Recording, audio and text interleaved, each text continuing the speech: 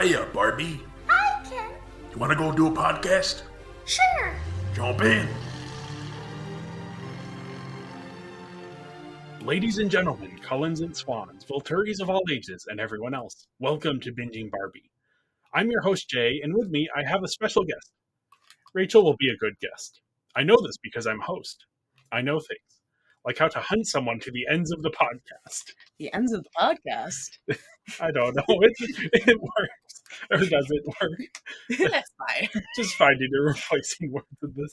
Yeah, anyway, this is a podcast about toy media franchises, 2000s nostalgia, and whatever else we want to talk about. This week we are back to talk about Twilight Saga Breaking Dawn Part 1. Woo. Yeah, now Rachel, you were on the first Twilight episode. Yeah. So we've already heard your answer there, but I'm curious, has your opinion changed on are you Team Edward or Team Jacob?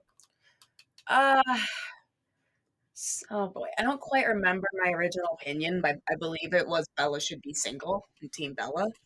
And I'm still leaning that way. Okay.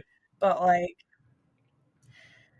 I was sort of not bothered by their relationship in most of this movie. Okay. But Yeah. also, it's just in the back of my head, it's how they met. It's he stalked her at the beginning of their relationship. It's just knowing things about their early relationship really sour it in a way. But nothing really happened in this movie to make me hate him, I don't think. Yeah, I think that's fair to say. I think he has mellowed out a bit. Yeah. Now that he has everything he wants, he's he's okay now. But yeah, this is Breaking Dawn Part 1. This was released November 18, 2011, directed by Bill Condon, who is, of course, the director of Candyman, one of the sequels. I didn't write the title of the sequel here. I believe it's the second one. Candyman? No, I'm going to look this up just because I have the IMDb open here anyway. It is Candyman. Farewell to the Flesh. Interesting. Interesting title. Yep, I have not seen it. Isn't that the movie with bees? Yes, it's the yep. He's got lots of bees. Yeah, metaphor for gentrification. I don't know. Oh, okay. That. But then he also did the Gods and Monsters, the film about the classic Hollywood director James Whale, who did Frankenstein and Bride of Frankenstein, okay. and was openly gay at a time when yeah. that was not a thing people were. Yeah. Bill Condon himself is also gay, which you can definitely see the camp sensibilities come through in this one, in Breaking Dawn Part 1. Yeah, I know. It's so Yeah. Then he also did Dreamgirls and the live-action Beauty and the Beast and the upcoming Kiss of the Spider-Woman musical. Oh, Interesting. interesting. Yeah, it just premiered at Sundance, and I heard mixed things about it, but I'm curious to see it for myself. I mean, the title sounds really cool. Yeah, I'm very curious what that's about. A remake of, I don't know all of the details, but it's a remake of it involves a gay man in jail fantasizing about this classic Hollywood actress. Of course. It sounds very intriguing to me. But yeah, once again, this is written by Melissa Rosenberg, who wrote all of these Twilight movies. We have cinematography by Guillermo Navarro, who is a very frequent collaborator with Guillermo del Toro and Robert Rodriguez. Working together. Yep. Yeah, he did both of their vampire movies. He did Kronos with Guillermo del Toro and From Dusk Till Dawn with Robert Rodriguez. Very different vampire movies than this, but just kind of a fun thing that I noticed as I was going through the IMDb. He also did Desperado, Spy Kids, Pan's Labyrinth, and then also for different directors, he did Jackie Brown with Tarantino. He did the live-action Stuart Little. Yeah, I remember that movie. And then Night at the Museum. Wow, this is quite the range, honestly. Yeah, it's fun looking at cinematographers because they have such varied careers compared to directors tend to zero in on specific topics or genres, whereas cinematographers you get this wide variety of stuff. And then we have music by Carter Burwell, once again returning after doing the soundtrack for the first Twilight. So, he didn't do the other ones? No, the other two were Alexandre Despont, speaking of Guillermo del Toro, and Howard Shore, who did the Lord of the Rings scores. Interesting. I guess I would have thought it was the same person. No, yeah, they switch up until this point. Okay. Yeah, we'll talk was about an issue with his contract. Oh no, that he came back. no. Each of these, they brought in like new directors, and I think new directors just kind of like, because Alexandre Desplat worked a lot with the director of New Moon, so it's like they already had a working relationship. And Howard Shore, I think, did work a lot with the director of Eclipse. So it's like the directors are bringing in their guys. Same thing with like cinematographers and all of that. But yeah, plot summary: Bella and Edward get married and go on a honeymoon to a private island in Brazil. It's about the first hour of the movie. they swim. I really thought that they got married at the end of Eclipse, and maybe this is where one of the things I would have benefited from watching it. I thought that's how the last movie ended, was with the wedding. So I was thrown off. Is one of our guests for Breaking Dawn Part 2, Emily, who has been on the podcast before. She loves the Twilight franchise in like she grew up with it. She enjoys the stuff now in a more like ironic way, but she refuses to read or watch Eclipse. Interesting. Because at the end of New Moon, they get engaged, and at the beginning of Breaking Dawn Part 1, they get married. So to her, there is nothing to value in Eclipse.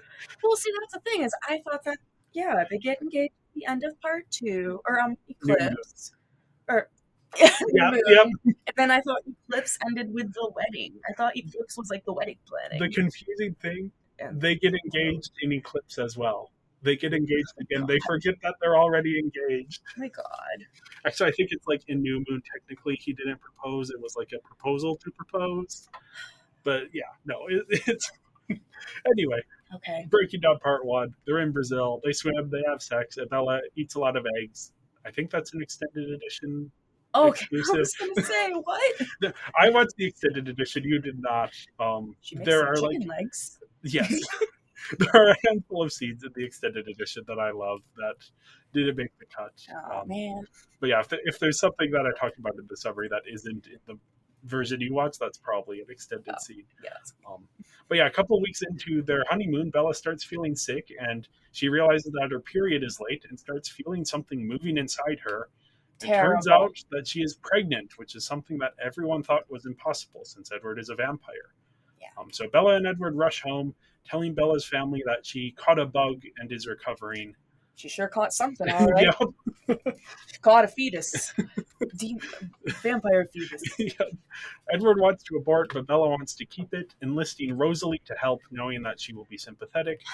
And the pregnancy progresses rapidly. Well, we'll talk about Rosalie. There's some stuff going on. Yeah, but I just also have problems with the fact that like Edward and Bella didn't actually have a discussion. Yeah. Like Bella just decided right away, like, no, I'm keeping it. Like, no, we do need to talk. Like, yes, at the end of the day, the mother does make the decision, but you really should actually have a whole ass discussion before making that decision. Yeah. So the fact that Bella just said, no, I'm keeping it, and immediately enlisted Rosalie, knowing that Rosalie would back her up, it was incredibly manipulative. There's more about that in the books where she is actually like, she wants Rosalie to help like protect her physically. I mean, I did get that in the movie too. Like, she does literally stand in front of Bella for some minutes when Jake first arrives. But yeah, Jacob comes over and sees what is happening with Bella, and Sam, the leader of the pack, wants to kill Bella to prevent the birth, but Jacob disagrees, and he actually has this like genetic right to be the alpha, which he uses to split from the rest of the pack, and then Seth and Leah join him and begin protecting the Cullen house from the rest of the werewolves. Yeah, where did that come from? That was weird to me. We'll get into. There's a lot to talk about in terms of like stuff that could have been cut from this movie to make it one part instead of two. Yeah, I didn't know if I just missed if that was all just context in Eclipse that I didn't get to see with like the werewolf drama. Not really. Maybe with like Leah's like relationships and stuff too. I feel like I know it's in the books, but it's not really. But I don't remember exactly how it goes down. Yeah, well, I know it's like sucks. Yeah. No. Anyway, Bella's condition does not improve, so Jacob suggests feeding her blood since the fetus is part vampire, and this actually does help things. But Yeah. Bella is still not getting better. And at this point, Bella decides to name her baby Esme if she's a girl, and Jacob Edward if it's a boy. No, I believe actually it was Edward Edward Jacob. Jacob. Is it here? Edward. Oh, so bad. Anyway, Renesmee. I didn't realize that people actually do make fun of her in the movie for that. yeah, Like in the movie, like in the movies and the books, everyone's gonna be I like, think in the "Oh, books, she yeah. loved In it." the books, I don't remember there being any like comment on it. In the movies, there is like people are like, "Are you sure?" Yeah, but I was surprised. I wasn't expecting that. I was like, "Oh, interesting. The movie is self-aware." We were. One of my favorite things to do with groups of people is ask them what their names would be if they were a Renesmee. If you take your two grandparents' names and put them together, what would you be? Obviously, for like not revealing identities, I won't go into all of that on the podcast here, but I will say Yeah. one person I know, her name would be Pootie. Yeah, I'm not sure what mine would be. I'm thinking, but I'll tell you later Yeah, what yeah. I'm thinking. Yeah, you get some weird ones. Yeah. I think I could make my grandma's names work. Yeah. Okay. Yeah. I like the ones that don't work, like Pootie. Oh yeah, no, those are funny. Anyway, Bella goes into labor while Carlisle, the doctor, is away hunting. So Edward, Jacob, and Rosalie are forced to deliver the baby via C-section, a very violent C-section. Yeah, that was. I thought he was gonna kill her. I mean, he did. Well, yeah, but that wasn't like intentional. I was just like, oh my god, dude, they're not being careful at all. This is a surgery. Be careful. He just goes. Then he just like chomps her stomach with his teeth. Wait, Jake? No. Oh, Edward does. Oh, that Edward. Yeah. Oh. Yeah, but like. They did have like cartoon munching sound effect noises. I mean, he was trying to save her Yes, though. Like, yes. he kept biting her over and over. Like, she was dying. I can get. Oh him no, past that's that. when they cut the baby out. Oh, he like ate into her, like opened her stomach. I missed that. Since I don't know it, it's in the book. It's in the book. Okay, I was gonna say, what? Yeah. I thought he just dug in there. I don't think so. I think in the book he's chewing into it. Yeah. Anyway, Esme delivered successfully, but Bella is severely Miracle wounded. of birth. Indeed. So Edward injects her with his venom. I was disappointed because this whole time it's been like Edward is going to turn Bella. Yeah. As like this romantic and sensual thing of like, oh, he's going to put his venom inside her, and then he like pulls out a syringe. Yeah, that was so funny. What's romantic about that? But especially since he does start biting her later, Yeah. like you couldn't have done maybe that first. Giant syringe. I do appreciate that from like a campy horror visual it was perspective. funny. Of like, stabbing it into her. Anyway. The whole delivery scene was funny from like a camp sort of standpoint. Yeah. Except for when she broke her back. That was I audibly went like, ugh.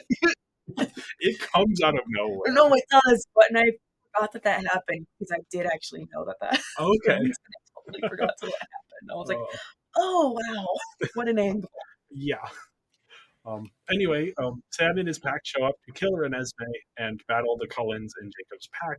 Jacob imprints on Renesmee. More on that. We'll put a pin on that. Yeah. When he sees her face for the first time, which forces Sam and his pack to back down. The vampire venom starts transforming Bella, restoring her body and turning her into a vampire. And in an after-credits scene, Aro and the other Volturi receive a letter from Carlisle announcing Bella's transformation. And despite having complied with the Volturi, Aro threatens that he still has unfinished business with the Cullens. Okay, I did not watch the credits because I did not see the after-credits scene. But Yeah. interesting. That is kind of funny that they like bookend it with Arrow getting mail. Yeah, the extended version is bookended. Like, oh, man, I should have watched the extended. That's kind of funny. Yeah, the extended. We'll get into the differences. Anyway, yeah, I know you were mentioning stuff before we started recording about the wedding, Uh-huh. but I actually really like that the first hour of this is just the wedding and the honeymoon. Oh yeah, no, I like it too. I didn't have a problem with that part. I just thought the wedding was super awkward, like at the ceremony once it started. Yeah, And the reception, like those speeches. Oh boy. I think it's like normal wedding cringe as opposed to like Like, yeah, yeah. well, the reception is definitely normal wedding cringe. I'd say the ceremony it was extremely awkward. Okay, yeah. I enjoyed it, but yeah, I can Did you see see how long they made out at the that's altar? true. That's true. Like, But that was the big thing for me. That was like, oh my god. I mean, I think that's partially like a fantasy because like the camera turns around and it's like none of them are in Yeah, the audience, I so it's like they're little moments. But I can definitely see that. yeah, like yeah, I couldn't tell. It's like, is there some anime time there, or Yeah, are they actually like moving out for 5, 10 minutes? I don't know. uh, yeah. I like that it just focuses on like the excitement and nervousness that Bella is feeling about all of these Yeah. different No, well, steps. I don't know if I've ever seen in a film like this a depiction of like wedding night jitters of like when they're I in Brazil, mean films like this. just like I don't know, movies in general. Just like her and Edward going to Brazil and then like she's just like, hey, I need a moment to like collect myself, and then she's like Oh, like trying to after the yeah, wedding. yeah, Okay. the night after the wedding, not Oh, pre-wedding. okay. I've seen That's what the I wording. thought you Yeah, were talking no. about pre-wedding. That's why I Oh no, was yeah. confused. I'm like, that's That's such a trope. yeah, yeah. No, the like after I the see. wedding and her having to Yeah, only in like arranged marriage type stories do I really see more of like the awkwardness with like after the wedding, like that kind yeah, of stuff. You see it sometimes, but no, I get what you're saying. Yeah, yeah. A lot of other times, a lot of couples are like instantly yeah, comfortable the second they're married. yeah. Yeah, It just felt very like, and I mean, part of that is just the way that Twilight is structured, where they can't have sex before marriage because that's the what because the story has to have them do. because the author is a Mormon. Yeah, but yeah, no, it's I liked that scene. And then personally, like after Bella finds out about her pregnancy, so like the second hour of the movie, the things start to get a little like long, Oh, interesting. which I it sounds like you had a very different reaction. For me, it's like a I mean, lot of the werewolf and vampire drama going on. I it felt like everything was kind of just going in circles for me. uh, I don't know. I don't know. I didn't Okay, mind it. Like, that's it fair. didn't Yeah, feel that's long. It valid. felt like the movie was like moving. Okay, And like I just felt like I did like the wedding and honeymoon stuff, but the honeymoon was starting to get a little long at the end, okay, where I was just like, I know what's happening. I know what's going yeah, to happen. yeah. Come on, movie's dragging it out. Okay, so you Well, enjoyed just a little bit. the I still second like. half. Yeah, I mean, I thought it was all right. I don't know if enjoyed is the right word. Okay, Just, I mean, I don't know. There was, I mean, sure, yes, it was very entertaining, okay, yeah. I I but I was liked parts also of it, very but sad for Bella. yeah. And I was just like, poor girl. Oh, Like, what are you doing? Like, I get it, but also, sweetie, oh boy. yeah. When I was watching this, I was kind of thinking of it as because okay, we should get into this because I do talk about this. I've already recorded the Breaking Down Part Two thing where we Oh, talked a bit about this, but the decision to break this into two parts.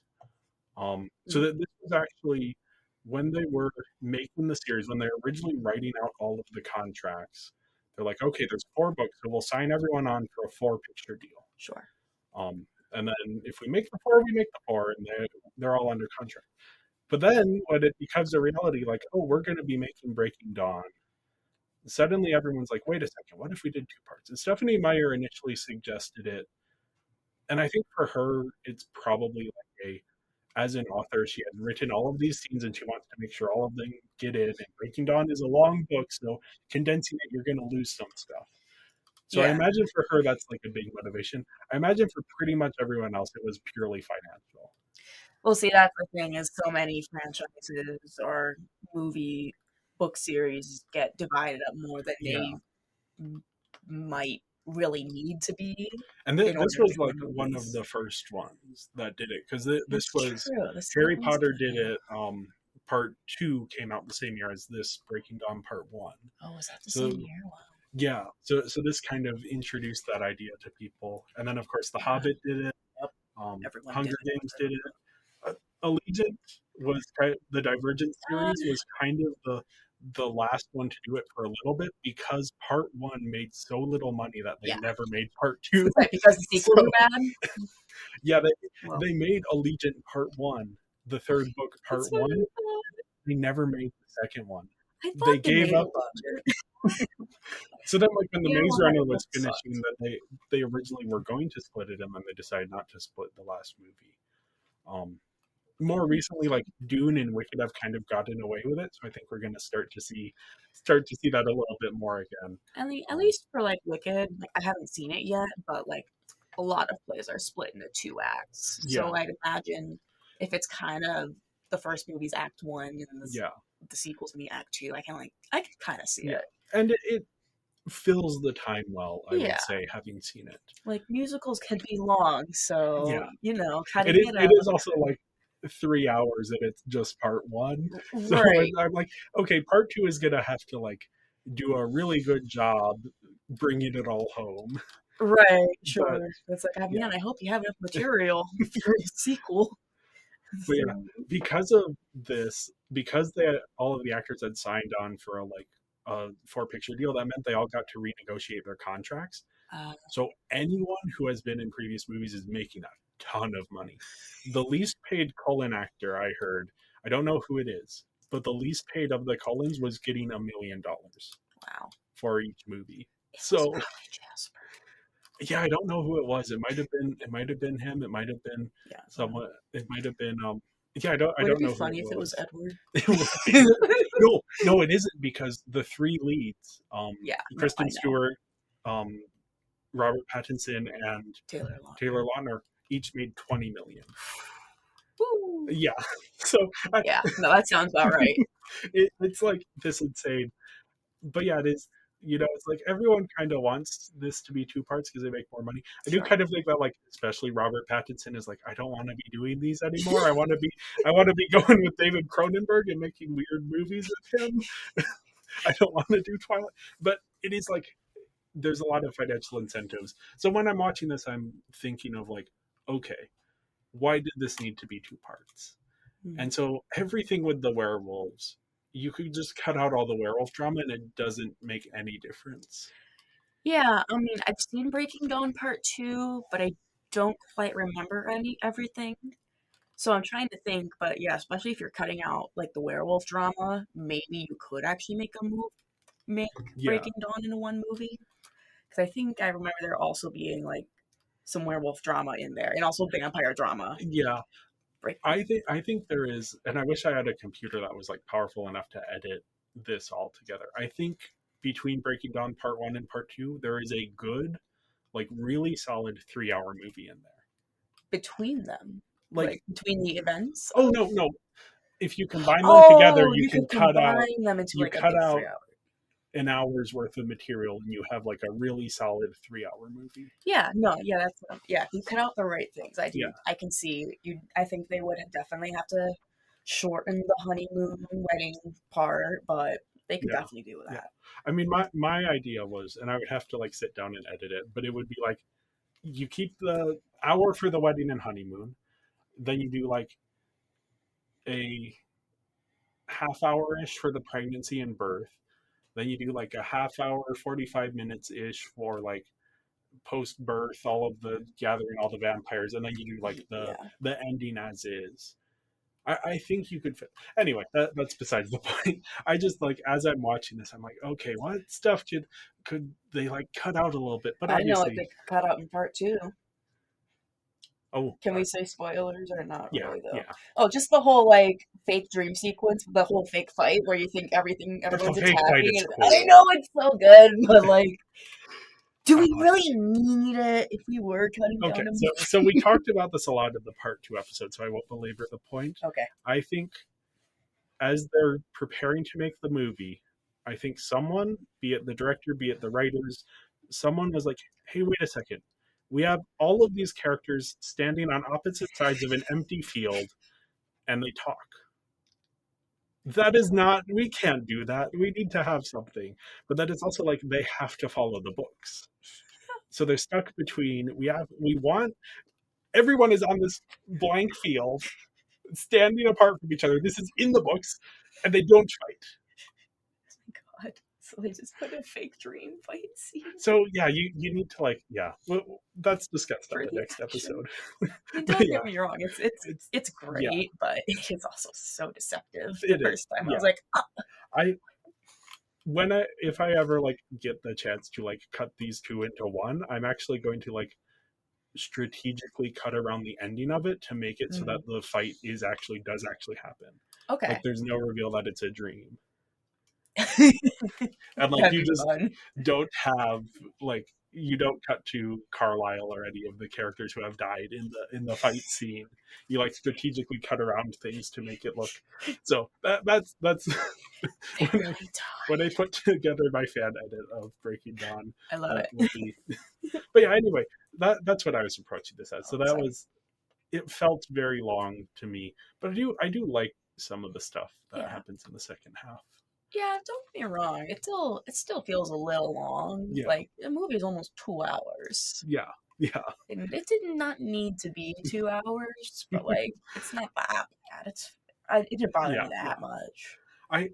I like the werewolf drama, but it doesn't contribute anything. It doesn't. What part of the werewolf drama doesn't contribute? Because I'd say the whole baby vampire on the way part So could be yeah, actually very relevant. Like that part makes sense to me. yeah. I think the Where stuff with like Jacob seeing the baby splitting as a off threat. into his own pack, like that kind of stuff. Yeah, If whatever in the Jacob's book doing they in do like a life. very good job of, since that part of the story is from his perspective, you actually get a lot of the like interpersonal drama with the werewolves. Yeah, sure. When it's the movie, it's like you don't really need, because we aren't really seeing that stuff. It's just like, yeah. Anyway, doesn't matter too much. We should talk about though this as a pro-life movie. Oh yeah, no, there's definitely no, again, I am pro-choice, and if Yeah. Bella wants to choose to keep the baby, that's cool. Yes. But these books are written by a Mormon woman Yeah. who has been clearly from an agenda, writing like, virgin girl, no sex before marriage. We can't have sex. We're Yeah. not Yeah. married. And that, of course, the second Bella finds out she's pregnant, she has to be the martyr, the like Yeah. perfect mother. Like just the fact that she never questions it, or she never even thinks it through. Yeah. Really, she's Yeah. just immediately like, "Yes, this is a baby. This is life. This is happening." Yeah. And it's like, okay, but let's think about this, especially since it is a vampire baby. Yeah. That is already taking a toll on you, like on day one. It is definitely this like narrative that it's pushing Yeah, of Bella as this like this noble suffering for the yeah. life of her kids, as this mother, this is her burden in life as a woman. This is what she This is is what she was meant made for. for. Yes, yes. So Which, yeah, just also as a woman who doesn't want kids, I also just don't like that shit where yeah, it's just like ingrained, instantly embracing motherhood like that, where like if just a woman or a girl just gets pregnant, the second yeah, she gets pregnant, she's just like her maternal instincts just kick in. Like I hate that shit. yeah, Like, don't get me wrong, I'm sure it definitely happens for people, and that's okay. yeah, But it's when it's everywhere in the media, especially coming from a Mormon author, it really rubs me the wrong way, especially with yeah, other things going on in yeah. this too. It's It's not yeah. just Bella. In a vacuum, the way it plays out is not.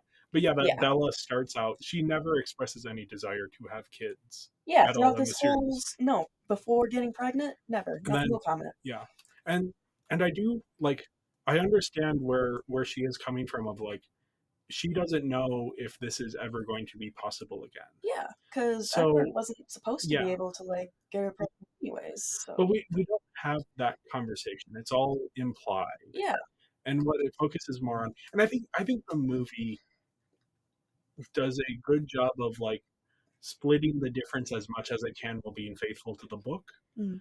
where we are hearing different perspectives. But it does all at the end still have to be like Bella has to nobly suffer. This pregnancy has to be like, And it does seem like those who are like kind of pushing abortion are like criticized by the story. I do believe in a way. Like yeah, I feel like there is a sort of implied uh theme that Bella and Rosalie are correct and yeah. that Edward and Jacob are being mean. Which I kind of interpreted that as less of a, and maybe it's just like me coming in and interpreting this as like I don't think that's necessarily what the creators of the film Yeah, versus maybe. Stephanie Meyer think. Yeah, I don't. I was kind of interpreting that as the whole like mother knows best type of thing of Mm, like because Bella is the mother, she knows that this is what's right to do.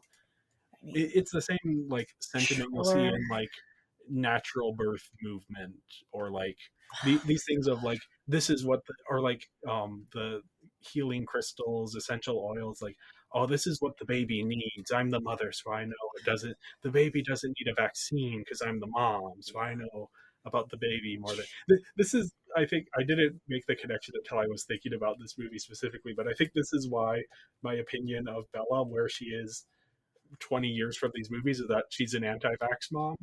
I think it's because She this is a very like her kid's a adjacent vampire. to, yeah, What's her but like vampire kid need to in worry about? in Yeah, temperament oh, more than like she would literally. be. If she Yeah, had human children, she would yeah, not vaccinate no, them probably. and I think it's coming from like she has that very like adjacent thing of like I know she what's knows best. best. Yeah, she knows that this pregnancy is going to go fine because she's the mother and she, you know, and it doesn't. Yeah, and like it's like But okay, but I'm not a super fan of like mother always knows best either yeah, because no, not always. No, no, you no, don't. There's a lot of women that just completely ignore the professionals yeah, who have done this a million like times. Carlisle Yeah, is a doctor, and he's yeah, saying, "Hey, he's a this fucking this doctor. fetus is going to kill you," and Also, she's like, he's a vampire doctor. "Yeah," He knows his shit, and he's like, "Hey, this is going to kill you." and it does. Yeah, it literally does. Yeah, If Ella weren't dating or married, just if she hadn't married a vampire, this would be a tragedy. yeah, yeah, But because she happens, since it happens yeah, to be a vampire romance, it's okay that she dies because she gets to be yeah, resurrected. yeah. It's very like It's weird. yeah.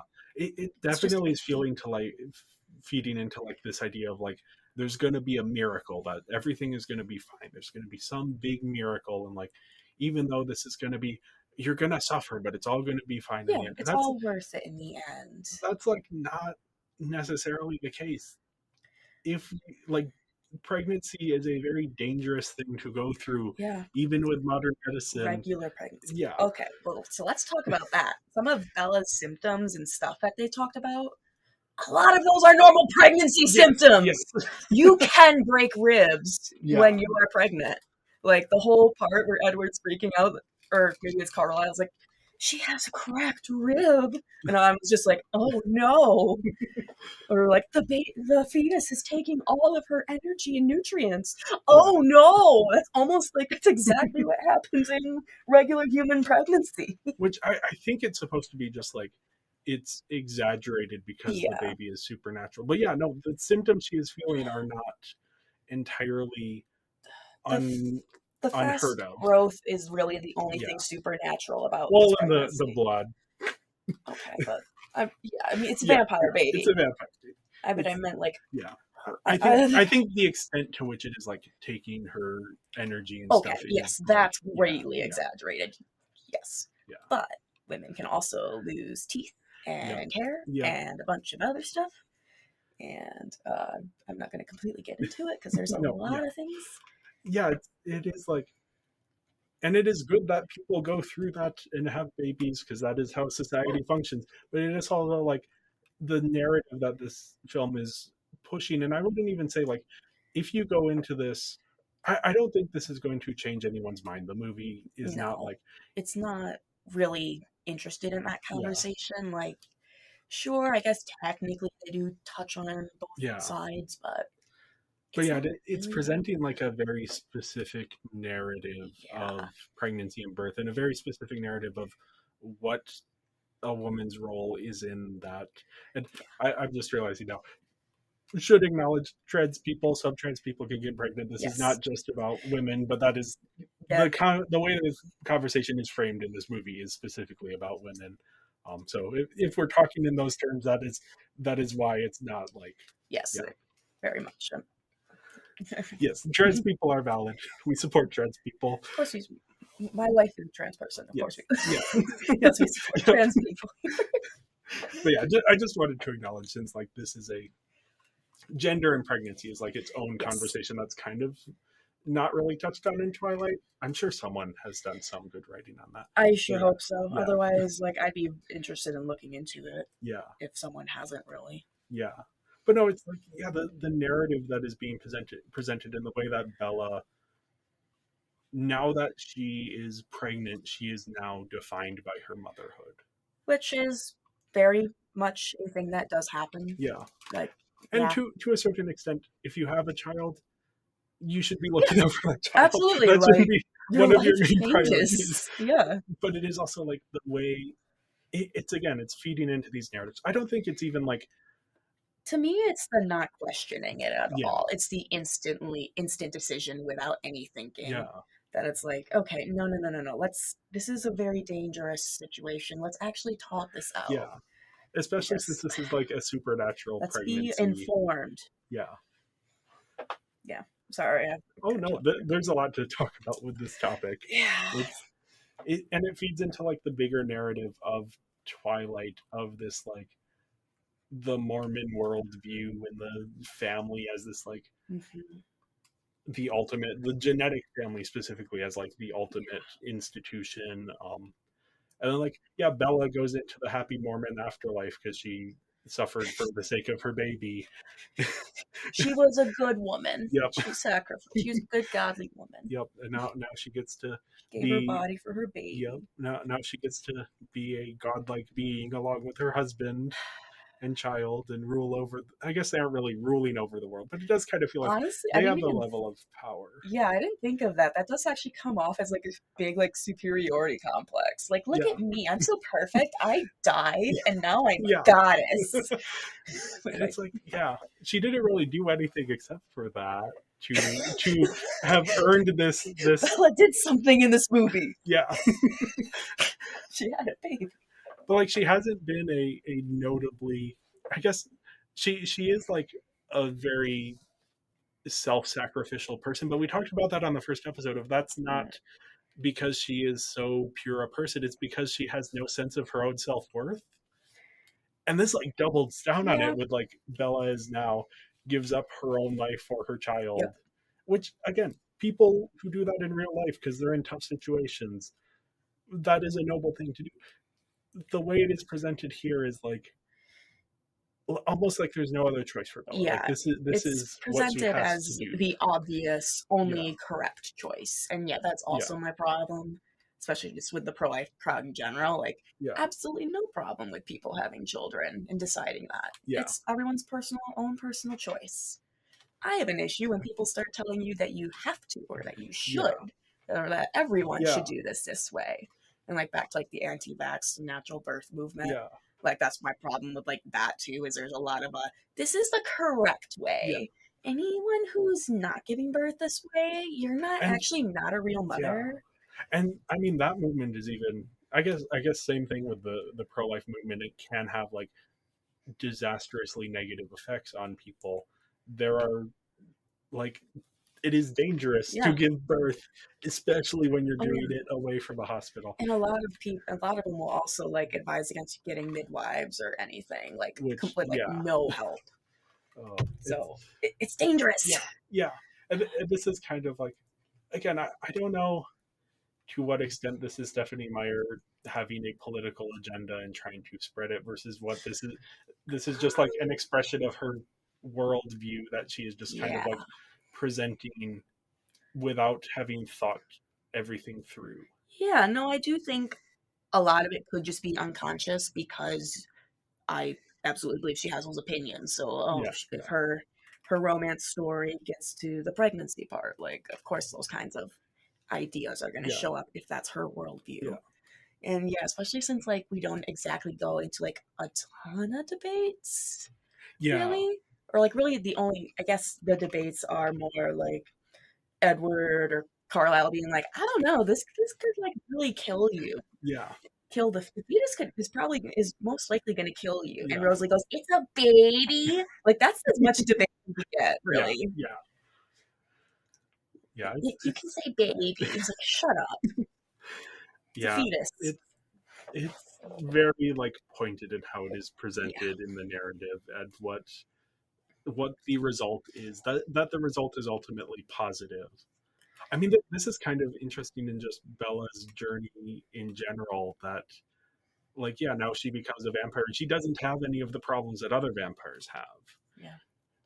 Now she's just like she has been rewarded for her son. I guess that's the difference between this as like Bella isn't really the Christ figure because she is like giving up her life Are for you sure? someone else, but then she like the rest of the stuff is like her reward for doing that is now that she gets to be a vampire.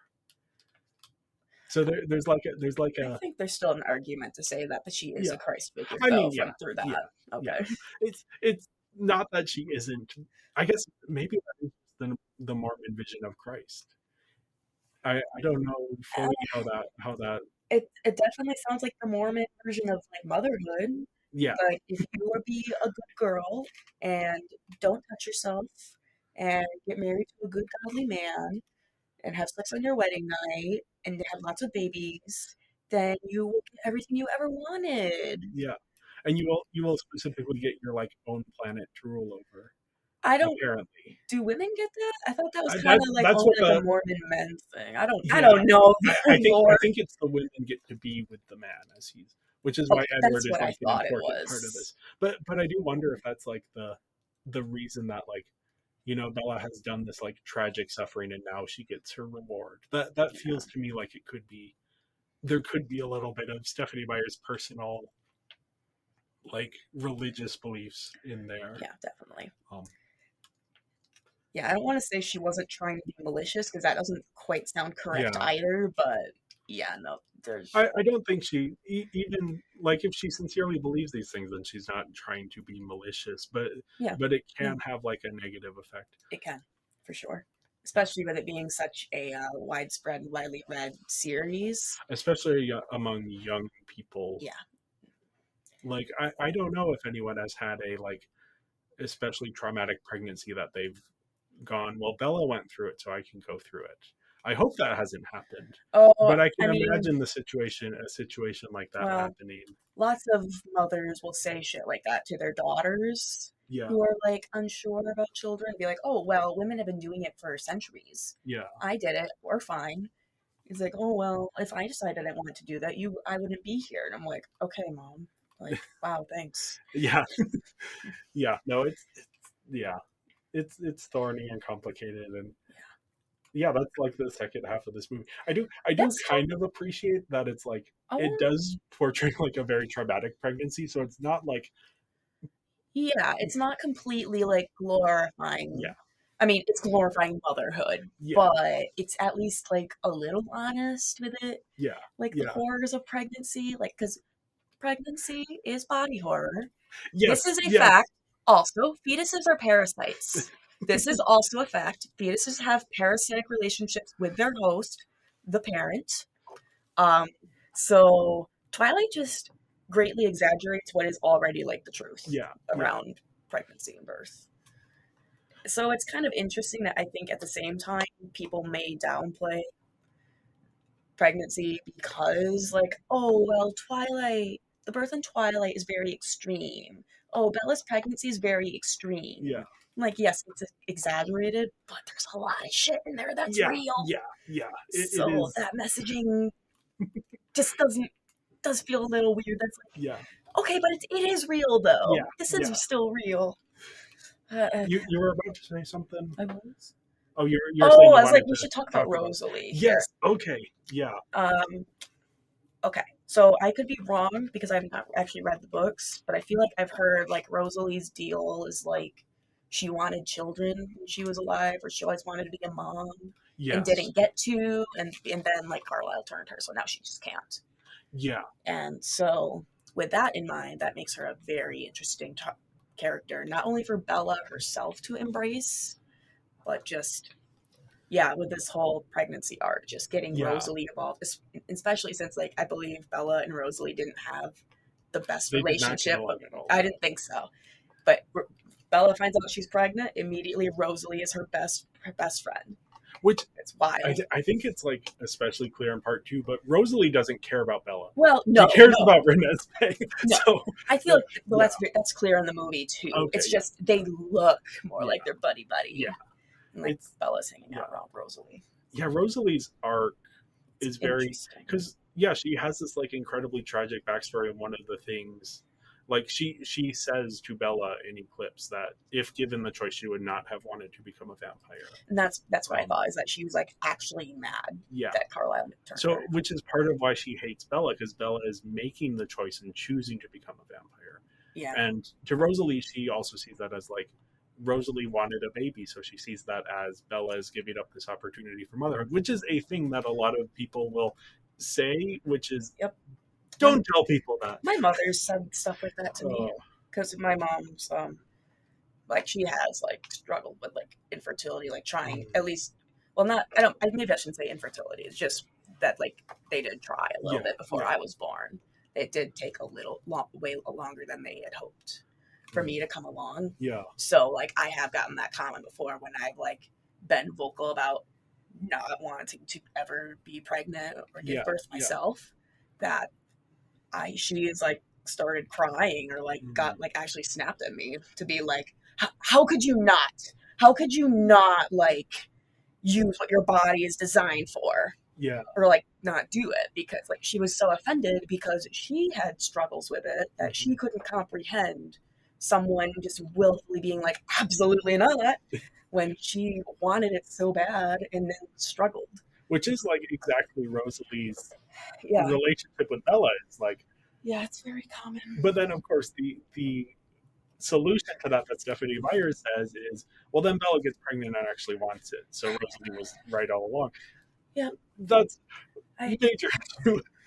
yeah, I don't like that. In the end, Rosalie is kind of right all along. Yeah, In the and end, then the other like wild thing with Rosalie's character is that it's revealed in Midnight Suns, the Twilight from Edward's perspective, oh, because well. Edward can read Rosalie's mind.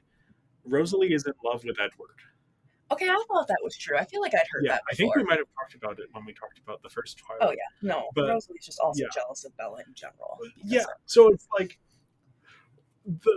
the psychological torture going on in this woman's brain that like Yeah. Bella is living her Yeah. the life she wanted. Yeah, like It's- don't get me wrong, yeah. I do feel bad for Rosalie yeah. in a bit, like knowing that about her past, but that doesn't excuse her No, behavior in this movie. It is just interesting to think about it, like, because Rosalie is kind of that the character who is there in part so that Bella can be like, because Rosalie is physically attractive in a way Yeah. that Bella at least doesn't see herself, and is like confident and graceful and all of these things that Bella isn't. She's her rival. Yeah, They're rivals. yeah, and so the whole point of her character then is to be like Bella gets everything and Rosalie is jealous of her, and that's like Bella is getting her not revenge necessarily, but like yeah, she is like everything that Rosalie wanted, Bella gets, and that's like, oh, you're pretty, but you aren't actually like, it's the not like other girls thing, and then the other girls. Well, which Bella has a lot of Yeah. those moments in this movie. Yes. But, oh my god, she was a little.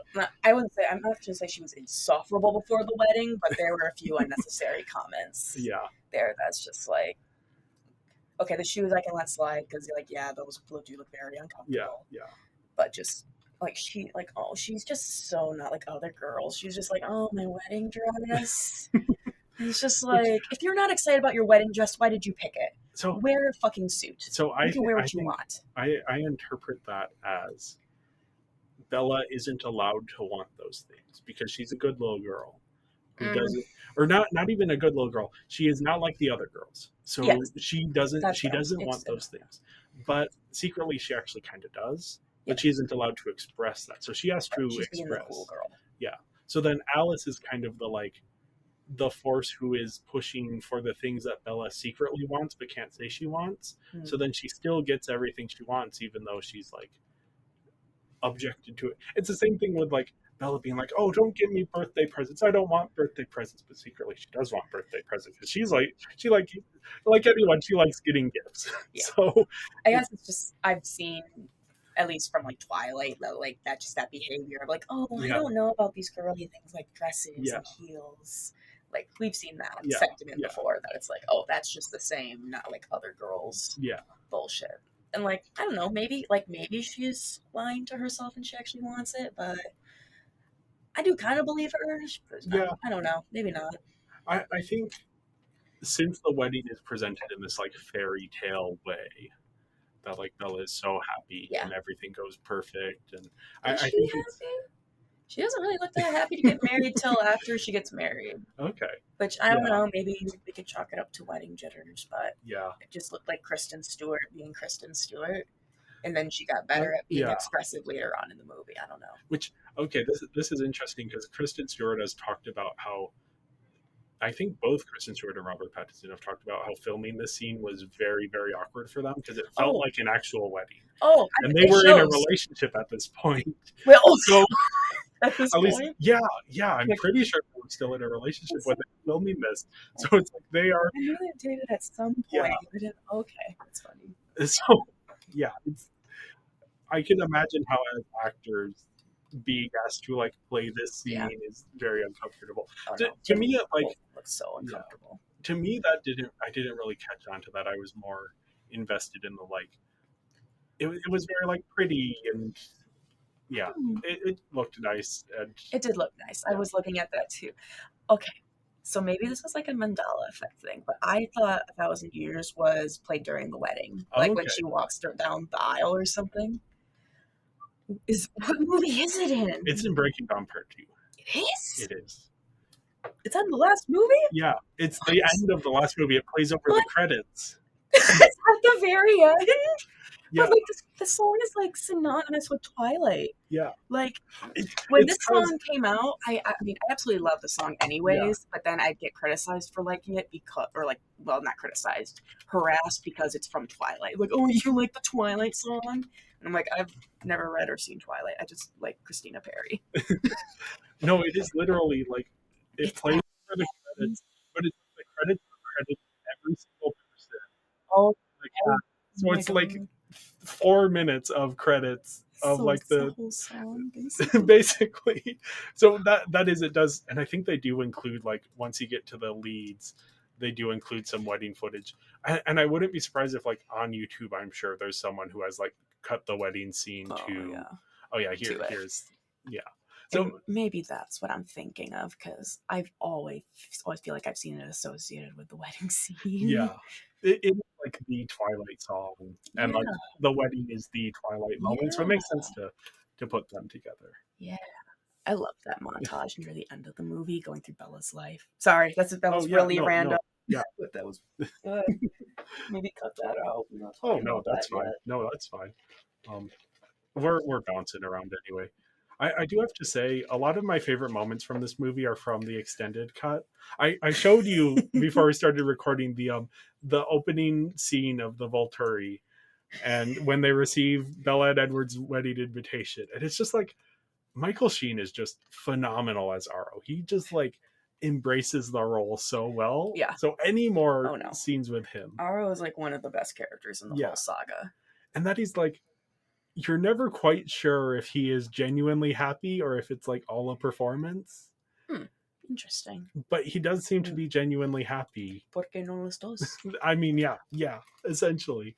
Um, and then there's like what my favorite moment of it though is Aro is talking about oh how lovely speaking in Italian, and then they cut to Marcus, his like brother vampire, and Marcus is just sitting in his chair and goes, what joy, just like I can't even deliver it. It's just like What the joy. complete lack of emotion you still understand that he's being sincere about it, but he has been a vampire for so long, and he He's is so so tired, old. and he just does. He's Just like, turning to dust. he is. You can hear the dust Oh escaping his mouth as he no. says, "What joy!" Dust Uh, in the wind. and then it's like they like they're like, "Oh well, the assistant interrupted us, so we're gonna eat her now." Drink her blood, and it just like pans, and there's this like giant pile of bodies in the corner of this room. Yeah. I'm glad you showed that to me because I'm very sad now that I didn't actually watch the extended version and didn't see that Yeah, beforehand. it is the It perfect way starts to the start. movie off with a very different tone than Yeah, what I started it off with. I started it off with it's raining. Jacob runs outside, shirtless. He drops something to the floor in anger. His father kneels out. He sees it and he picks it up. It's an invitation to Bella and Edward's wedding. which is in the extended cut as well, but that's like Oh after yeah, after I the know. title. It's just such a Yeah, difference. Like that was the first scene for me. yeah, Was this yeah, the Volturi scene? I'm like, oh, that should have just been in the theatrical yeah, cut. Like yeah. It should have. that's much better opening. Oh, Oh, Jacob. yeah. Then the egg scene they cut out, which is okay. So first off, it's like Edward and Bella are at the Brazilian honeymoon place, the island, the private island, and Bella is like eating her omelets for breakfast, and Edward's like, "Oh wow, Bella, you eaten so many omelets since we got here." I forget what the exact line is, but the first thought in my head was like, "Stop eating so many omelets, Bella. Do you know the price of eggs?" Eggs. Well, what do you mean? Trump's gonna lower the prices on eggs. I'm sure he will. But then it's like, yeah, Bella is this whole scene of like and it's obviously like foreshadowing that she's pregnant, but her just Oh, eating, just scarfing down as many eggs as she can. that's a really weird foreshadowing. Like I Well, see it, because but she's it's like eating, stupid. because she's eating more. Oh, I thought it was because it's No, eggs. no, Like, haha, her egg. no. I mean, it's not that, but that's not the direction I was going. That's quite a stretch for foreshadow. I see No, the yeah, eating yeah. for two or whatever. Okay, But then it's like Bella is. This scene makes it clear that Bella is deciding to stay human a bit longer because she's horny.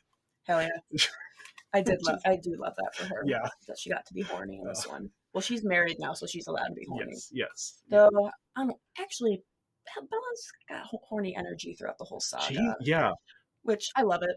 It's like we love a horny yeah, girl. Girls yeah, aren't always allowed to be horny.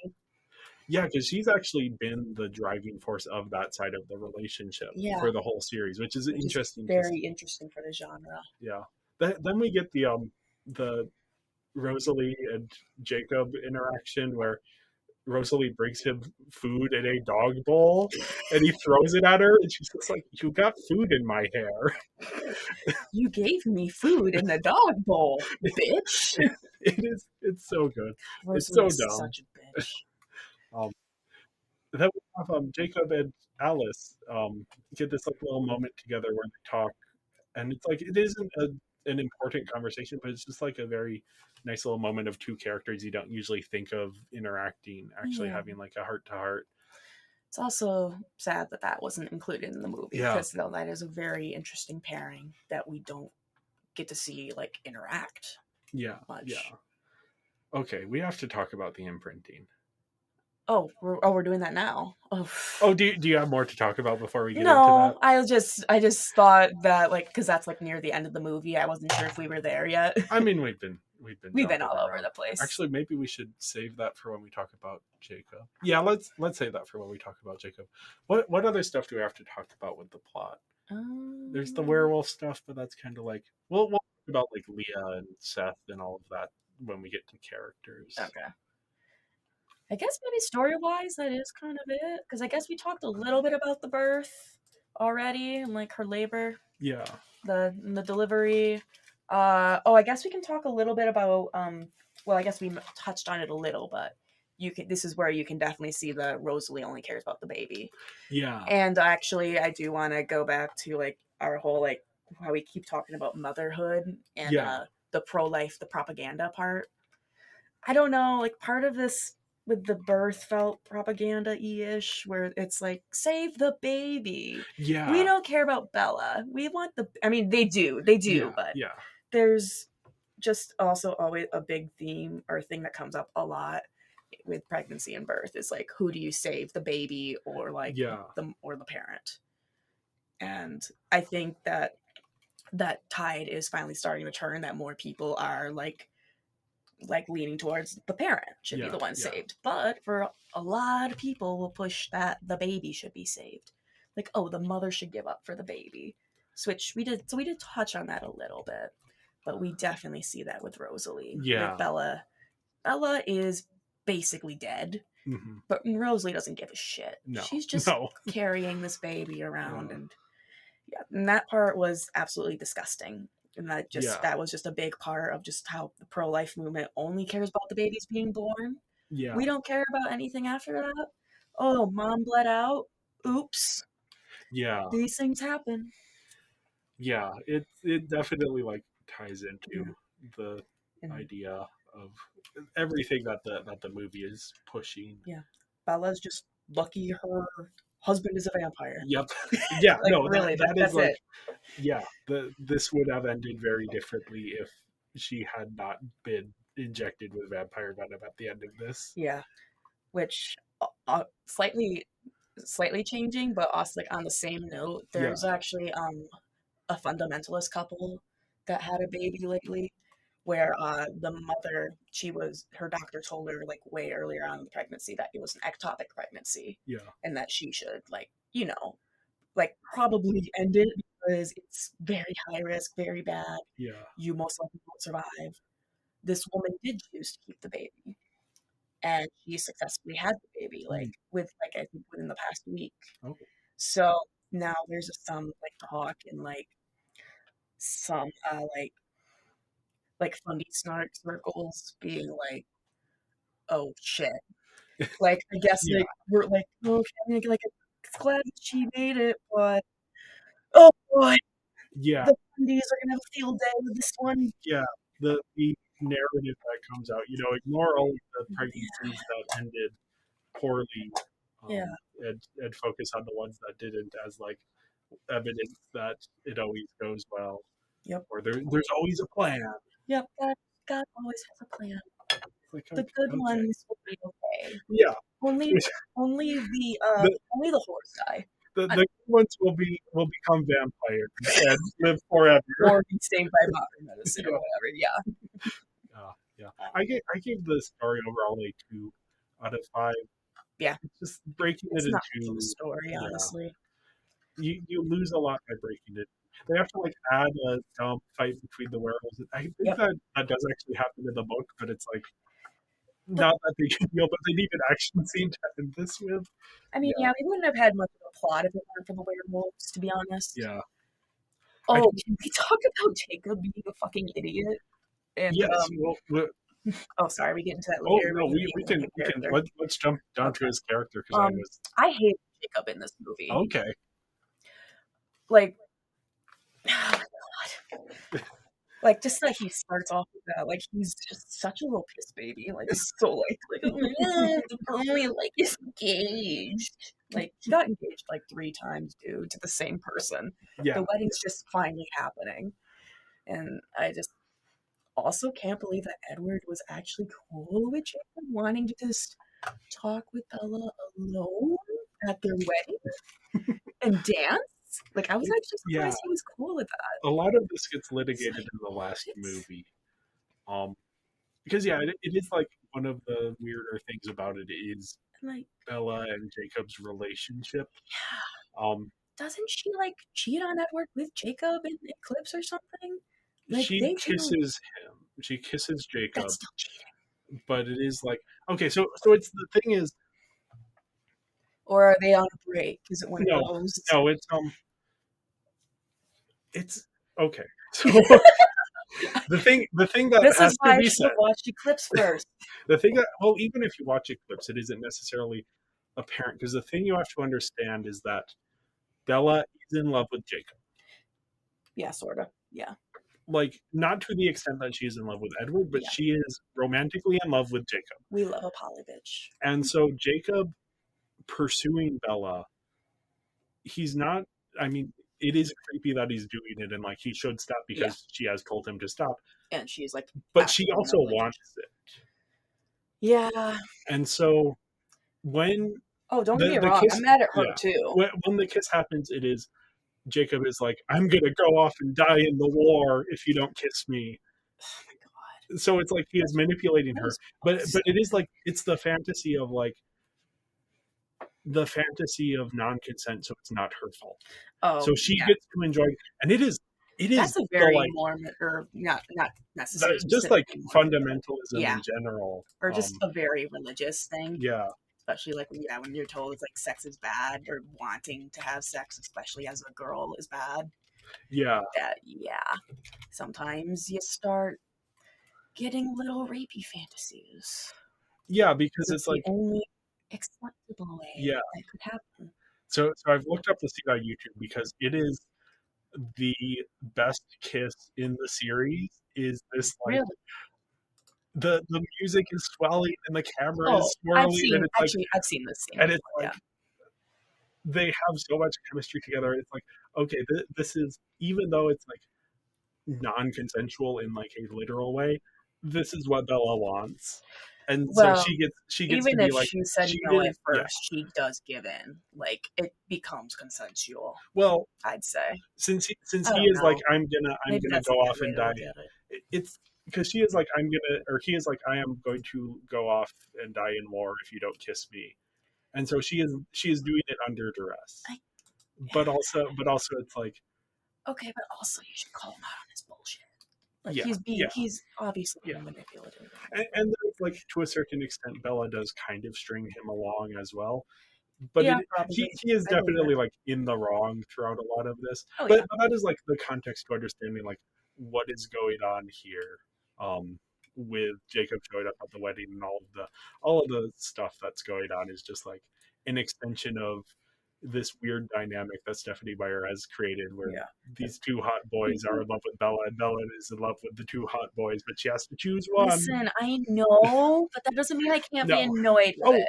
Yeah. Because I'm just thinking from a relationship standpoint that it's just like, this is highly inappropriate. It's like, you already kissed this guy when you were dating Edward. And Edward's just cool with you being alone with him now? But because Edward sees the kiss and is okay with it because he understands that Bella will still choose him. Okay. I mean, sure, I guess, but it's still not really... Yeah. Still have a conversation about that. Yep. You're like, hey, that's still not cool. Also, like, Bella is getting married at 18 and Jacob is like 16 or 17. Oh, yeah. So it's like, but that's not a terrible age gap. Like, no, I just mean they are both teenagers. Oh, yeah. They are children. I thought you were saying that she's an adult. No. Like, they're teens. No, but that is not the issue. The issue is like, she's getting married at 18. Yeah.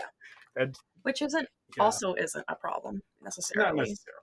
I did like Anna Kendrick's line though. It's like, oh, I wonder if she's gonna show. Like, she's not pregnant. And it's just like, okay, who else gets married at 18? I had a friend in high school who actually did get married at 18. And there were a couple rumors that she was pregnant, but she wasn't. Okay. Yeah. She actually did just get married at 18. Yeah. I have heard that this is from listening to a podcast with Phil Vischer, one of the creators of VeggieTales, and he said I forget why they were talking about it, but it was like talking about like judging people for having sex before marriage, and he said, go look at your family tree, figure out how many babies were miraculously born healthy at 7 months. Yep. Oh, there's a lot of it. After directly 7 months after the marriage. There's a lot of family secret family history like that. Yep. But yeah, anyway. Yeah, no, he shows up. He shouldn't have showed up at the wedding at all. I mean, he could be there if he just wanted to be like a regular ass guest. Yeah. I think his emotional state. Yeah, maybe with his emotional state, he just should have stayed there. Home. Yeah. Because then it ends up like causing an incident. And, oh, absolutely. Yeah. I do like him making his own pack. that he like goes off and is like, I don't want, I have my own strong opinions here, so I'm gonna. Yeah, I guess I didn't completely understand what was going on there exactly. Okay, yeah. So I guess this is explained in Eclipse. Because Is I don't know, he just kind of like disappears and he comes back and he just, I don't know. so the way it works is that ev- the werewolf packs, like they have the alpha, Yeah, because this is like yes, bunk werewolf science, but they of have the course. alpha who is like in charge, and whatever the alpha says goes. Right, obviously. Um, so, however, because of lineages and bloodlines and genetics, Jacob is actually, he was supposed to be the alpha, but Yeah, I'm not he sure gave when that over that happened. power to Sam. When did this all happen, So though? they talk It's, about it in Eclipse. It's when he turned into oh, a werewolf. It was like, okay, well, I guess you're the alpha now, and he's like, I don't want to be the alpha. So then Sam's the alpha. But that means when wait. they have like a, What do you mean when Jacob became a werewolf? back in New Moon. I thought he was a werewolf the whole time. No, he turns in New Moon. In New Moon Oh, is when he like, wait. I mean, I didn't think we didn't really talk about it till New Moon, but I thought he was always a werewolf. no, Oh, no, he doesn't like turn into huh. a werewolf until New Moon. But that doesn't mean he wasn't already a werewolf. Well, okay. So I'm confused. I'm this is like, all are you explained in saying Eclipse. he wasn't a werewolf? So the Quileute tribe, in Stephanie Meyer's idea of it, which is her own thing that is not based at all on actual like the actual tribe. So this is all her making stuff Oh, up yeah, as a white woman yeah. coming in and being like, hey, I'm making stuff up about your culture and not paying you for it. Hooray! Anyway, within that, it is like in their history, there have been times when vampires have shown up before. There's like some supernatural thing where whenever the vampires show up, some members of the tribe gain the ability to turn into wolves to like fight the vampires. Hmm. So before the Cullens show up, there are no, like there haven't been werewolves in the tribe for like a generation or two. Huh. So then when the Cullens show That up, then is that's interesting. when people start transforming into Oh, that's werewolves. weird. That's Yeah. really weird for like werewolf lore. Yeah, Does no, other werewolf lore kind of I thought? don't think I so. thought it was always like tied to the moon or Yeah, depending I on. think there's like some connection to the moon, but it's not like as Yeah. specific. Yeah, it is its own like lore that ties into the vampire. So anyway, so Yeah, that apparently I is need to why, watch yeah. Eclipse because that was not explained. So since Sam transforms like relatively early, and he's like the highest on the ladder of like he has the like highest status bloodline, Yeah. quote unquote, and so he gets to be the alpha. But then Jacob transforms, and he is actually higher status on that ladder. So he is supposed to be the alpha, but then he's like, no, I don't want to be alpha. So he lets Sam keep the position. I'm But curious that's why when that happens. that's all like in the background during New Moon. During New Moon. Yeah, Okay. because that's when Jacob Yeah, that's becomes a why he werewolf. gives it up. Yeah, Yeah. yeah. So then it's like um now at this point, to bring it back to Breaking Dawn, now Jacob is having a difference of opinion with Sam, so he's like, I'm gonna exercise my right as alpha to go off and make my own pact. Oh, right. Yeah. I guess I was more just confused because I don't know where the tension's coming from. Oh, okay, Because like yeah. Jacob's just mad at the So yeah, alpha. And I'm just like, okay. so the reasoning for that is that um because of the treaty with the Cullens, Bella being turned into a vampire will break the treaty. I forget what all it is, because Jacob flip flops on which side he's on Yeah. multiple times. I think No. it's I know initially that. he, yeah. I don't remember what the I feel initial. like he kind of starts with the werewolves Yeah, until he mentions like the fetus, and then they're all like, "We're gonna kill it before it's born." yeah. And he's like, "Wait, you're Kill. gonna kill Bella?" Yeah, yeah. And you got the whole shocked Pikachu face. Yep. This is what I meant by Yeah. Jacob is so stupid.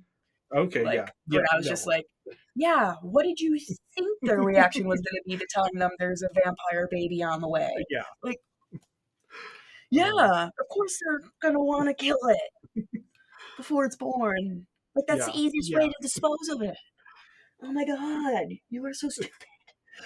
I You do. supposedly love this woman, but you didn't even think about how you could be putting her in danger by ratting to your buddies that you don't like. Yeah. I don't know. I do like that we're getting stuff from his perspective though, Oh yeah, which no, I definitely. really Yeah, like that the book like switches to his perspective first person at this point. yeah. But Get tired yeah. of Bella. There's nothing Yep. going on. Also like this is the time when Bella is the least interesting she could possibly be. Just, I mean, I just get what you're from like saying.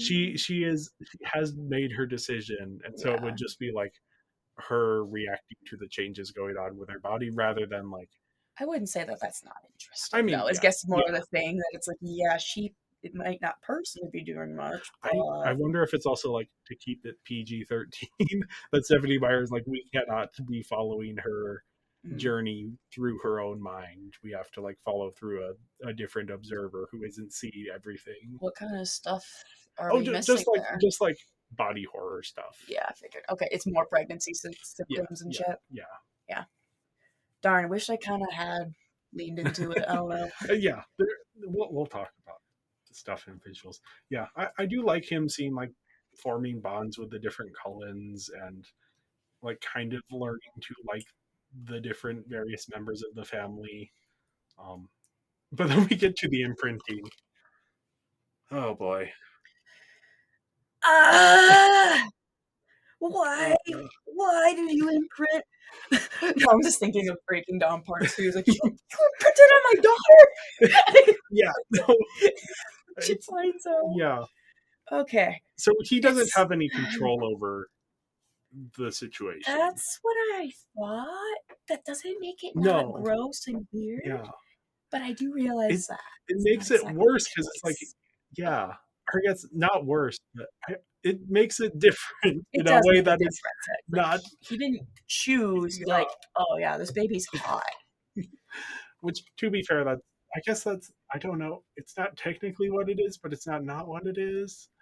It's this is the stuff that, like, on the one hand, gross, no, and especially that they make it specifically romantic, especially in Breaking Down Part Oh. Two. On the other hand, it's like wild that this made it into a like $100 million Hollywood blockbuster. Eh, Like I don't know. I mean, yeah, but it's like a studio paid money and was like, okay, we need to figure out how to do this in a way that like is accurate to the book, but also is not. yeah. Okay, yeah, no, it's weird because it's gross and shit, but it becomes plot relevant and Yeah, saves their butts at the yeah. end of the day. So then it's like, well, shit. If that hadn't happened, then we You see, might have been in trouble there. this is my other reason to cut out the werewolf dramas because then you don't need the imprinting to Yeah, fix then you it. don't have anything to justify that. Yeah, Because yeah, no, it's kind of weird how story kind of justifies yeah, imprinting on a baby yeah. It's uh, because it ends up being the only thing that protects her in the end. oh, So it's it's like, oh boy. yeah. Uh, Also, wasn't a big fan of him immediately. I mean, maybe again, this is probably nothing he doesn't have control of, but it was still icky that he automatically like in his mind goes through like her whole life yeah. until like sees this baby and he sees an adult woman, So and it's just like he's like, yeah, I think that is their attempt to make it less creepy by being but like it makes it more creepy. he's not in love with the baby, he's in love with the woman she will become. No, but thinking But about it's that when there's a yeah, literal thinking about fucking the no, person this baby is going to come into, turn in, like grow into, is it creepy. is. It makes it worse. Yeah, no, it is a bad situation all around. Oh, yeah, I feel bad for his character Yeah, because yeah, yeah.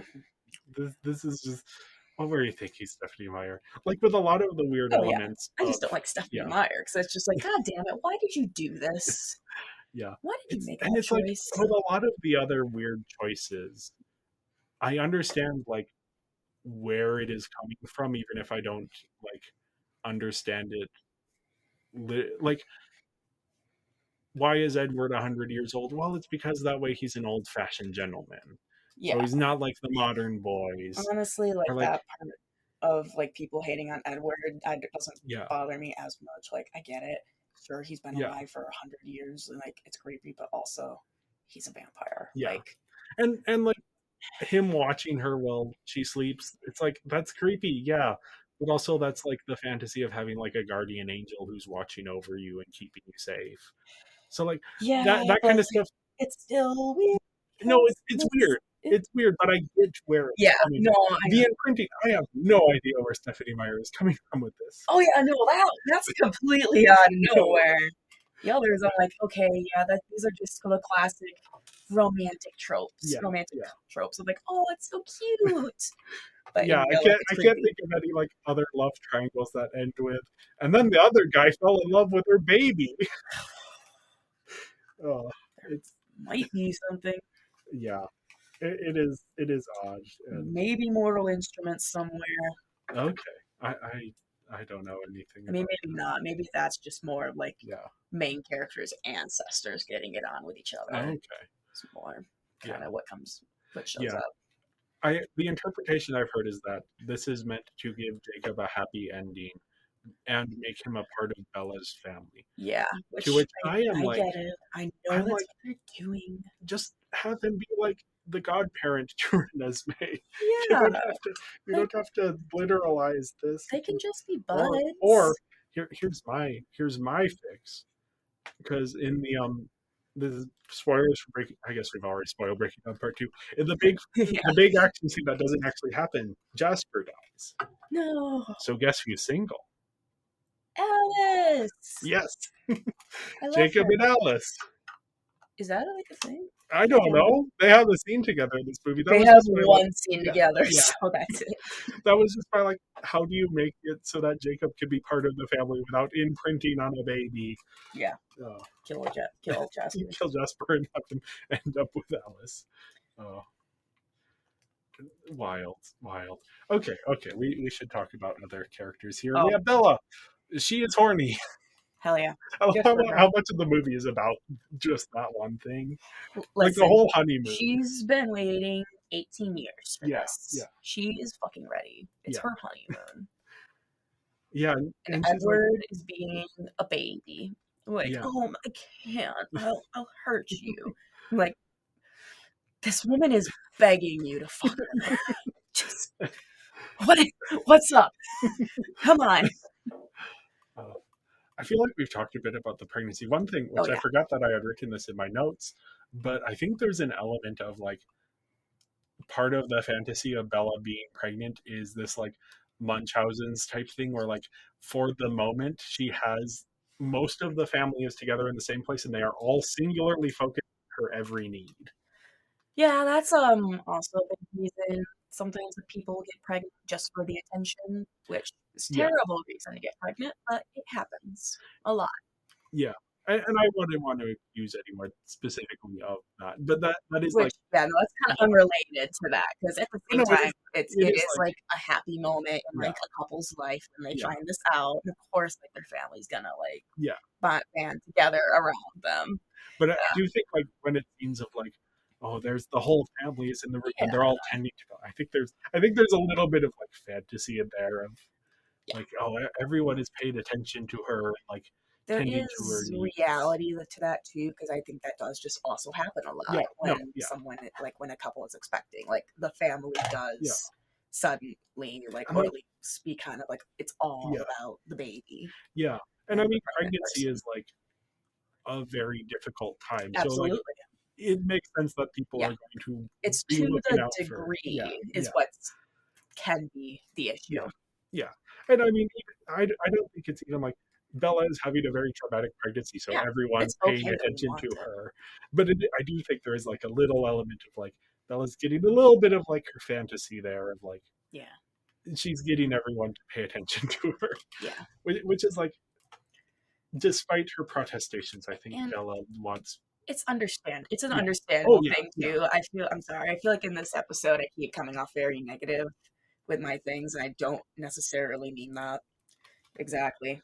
I just No, think with a lot that's of fine. things going on in the world Yeah. that my mind just it immediately goes to kind of negative places on this type of topic, Yeah, and that's not like what I'm meaning to do here. yeah, no, and I think we are coming at it from a very particular perspective. I don't want children. It sounds like you don't want children, No. so we are approaching this from a different perspective than like people who want to have children would be approaching this movie Yeah. from. But yeah, Yeah. we talked a bit about the pregnancy and Bella's ascension to vampirehood as like this Mhm. afterlife that she has achieved. Yeah. Edward here, you were saying this earlier. He's maybe the least problematic in here that he's been in the entire series. Yeah. No, I mean, he just I don't I don't know what it is. Like, he has that moment where he talks about his past, and that was a good moment where Yeah, he's like, I had moments of weakness where I killed people. And they were all murderers, but I yeah, killed people and I'm a yeah, monster. yeah, And it's just and it didn't feel too dramatic or like too like melodramatic, I guess is more what I okay, want to yeah, say. yeah, I actually like really believed it, which I was kind of surprised because Twilight can be such yeah, high drama and so dramatic yeah, that like this actually seemed like very sincere. And I don't know, I just like that was just a good conversation. yeah, yeah. That like Bella was like, well, they were all bad people. It's okay. Hmm. Like and like you're not a monster. You just were you probably saved more lives than you took. Like that was a Yeah, good line. I liked yeah, that point. And I don't know. It was a nice little couple yeah, moment, especially since like they were getting married or had like just gotten married. Oh, I yeah. think that was his like thing he wanted to get off his chest before the wedding, Yes, which I yes. also kind It's of liked that about him yeah, that he felt like he needed to like lay everything out before the wedding and be honest. I do kind of like that yeah, about him. I don't know if that's necessarily like growth for him throughout the series because I don't know, maybe yeah. He feels different in this. I he think part of it is does. just he's finally gotten everything he wants, That's so true. he's like fine with it, and that's I think part of why he reacts so negatively to Bella being pregnant because it's like he has everything he wants already, so this putting that at risk Well, is.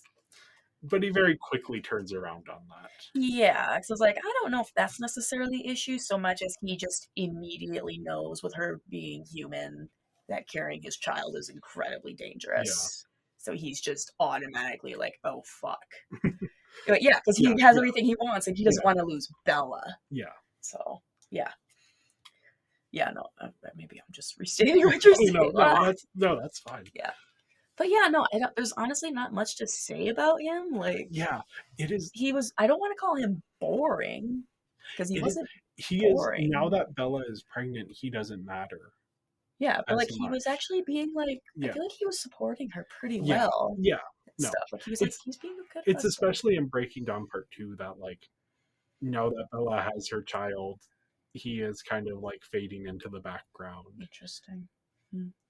which is yeah fascinating to think about. But Yeah, yeah, yeah. Now that they're together, yep. yeah. Oh. Then we have Charlie and Renee showing up at the beginning here during the wedding. Mm. Um, Mhm. Yeah, it's that was interesting to yeah, see them interact with each other. yeah. It definitely like you're like oh yeah I see that these two people are divorced Oh yeah, because they understand each other and also do not like each other, oh yeah, yeah. I which is mean, just an interesting Renee dynamic. just rubs me the wrong way. Oh, Well, just she's always so happy for Bella, but like okay. she like basically sent her daughter away. So that was Bella's choice, Was it? kind of. Renee is a fascinating character because Because how much of it was Bella's choice because Renee made the situation uncomfy potentially it's for Bella? um the way I interpret it is Renee is trying her best to be a good mom. She is not particularly suited for the task Okay. I guess it just because really comes throughout, across as especially in the books, Bella is feels like, especially when she's remembering what life with Renee was like, is Bella was essentially the one who was responsible for things. yeah, that's So right. yeah, it's which it's that an doesn't make me feel interesting. better about her. No, no. But I guess my problems were more I was getting the impression that she just kind of chooses a man over her daughter, or like her Yeah. relationship with I, this I new don't man over her I don't daughter. think that's how either Bella or Renee thinks of it. Okay, maybe I think it's it's more I think Bella kind of sees her mom as a bit of a burden prior to the book, in that like she has to take care of her mom, and sure. part of that is just like I think that's just how she Yeah, views her purpose in the world at that point, is like she needs to be useful to yeah. people. I didn't realize she like had more of a caretaker role, or Yeah, maybe not so she caretaker she role, did but all of the taking shopping, she charge. did all of the like meal prep, Well, she she did like does the that for her dad she does too the in the housework. beginning of Yeah, Twilight, yeah, no, at the least in the book. that is like she is being like the Yeah. the person doing all of the domestic work for her parents, and that is like Huh. part of the fantasy of being Yeah. with Edward, is that she doesn't have to worry about all of that stuff. But it also I think might partly play into like the whole like role of like Bella being the good girl and all that. It's Yeah, like, oh, yeah, look at her. She did all the house yeah, chores yeah. No, it's definitely a growing point up. of like She's moral superiority for her. yeah. Yeah, there's stuff there to like dig into that I don't think the book fully explores. Yeah. Yeah, I feel bad for Charlie throughout this, in Oh, I that do like too. You know what? Yeah. his daughter is going through this like traumatic, horrible situation, and he just Yeah. is being shut out Yeah. But for I reasons. also get it. Yeah, Like he doesn't know anything about the vampire stuff. And yeah, it might not be a good idea to tell him. nope, Like I do kind of agree on that. So yeah, no, that's tough yeah, yeah, because I don't think Bella or Edward are really doing anything wrong no, with hiding what they did. I hope they can have a way of still explaining he has a granddaughter, but I don't know how they can they explain figure it her out. growing up so Yeah, fast. Did they there's say we adopted? you'll see in part. You'll see in Okay, part. I don't remember. It's it's they figure it out. But Okay. yeah, we have the Cullens. Carlisle has kind of become just like the peaceful patriarch of the family. Yeah. I think it's very funny that he's the doctor and he's missing I from the birth know. scene. It was funny. It creates a lot of good like tension. I think that's why I was also so surprised when Bella went into labor and broke her back. He was because Yeah, I thought Carlisle, it would be, I didn't think it would happen until Carlisle and Esme yeah, got back. yeah, But, of course it happens while they're gone. It wouldn't be dramatic enough. Yeah, yeah. Esme, yeah. the last movie, I don't know if she was in the last movie outside of like a couple group shots. Here Mm, she finally has like stuff to do. I'm so excited. She's like she gets to be the concerned mother figure. I yeah. especially love the moment between her, Leah, and Jacob, where the werewolves have been outside protecting the house, and she like goes out to offer them. I don't know if it's like Oh, food or something that wait, she's I giving think to I them, and she gives it, and Jacob and Seth take it, and then Leah doesn't want to take it. And it's like it's just this little moment, and you feel bad for Esme because she just wanted to help. yeah. Um, and Leah has her own stuff going on, which Yeah. we'll talk about when we get to Leah. But Okay. there's a good payoff for that moment as well in part two, during the big climactic battle scene, which I won't spoil for people, even though we've already spoiled so much of it. Yeah, we should stop Um, that movie. I mean, at this point, we've already done it, so Uh, uh, we talked about Rosalie. yeah, I feel like we Yeah, basically covered yeah. her. Emmett. Why did they make Emmett ugly? Does he look different? I feel like Yes. he's always looked like that. Maybe he was always ugly in these movies. Not Emmett Till. No, wrong, wrong. Okay, okay. So this is okay. Let's find a good. This is all from Breaking Dawn. Okay. The he's wearing a baseball cap in that one, but then you get to like I don't know, his haircut is just so ugly, and Is like that what it the is? makeup that they put on him, I don't know. He's Mm. he's my favorite of the I Cullens, feel and like so he's weird looking in all the movies. yeah, I but don't but know. here, like when he showed up, I was like, oh, that does not look good. Something about it looks off. like that. He looks good in this Yeah, that's picture. fine. Yeah. I guess that's Breaking. It says that's Breaking Dawn Part One, but I don't remember Interesting. that Yeah, from I the don't remember movie. that shirt. Yeah, I had an issue with with how they styled him here. Hmm. I think it's just the haircut. I think that's the big thing. Yeah, you just didn't like this haircut. No, Ah, this guy.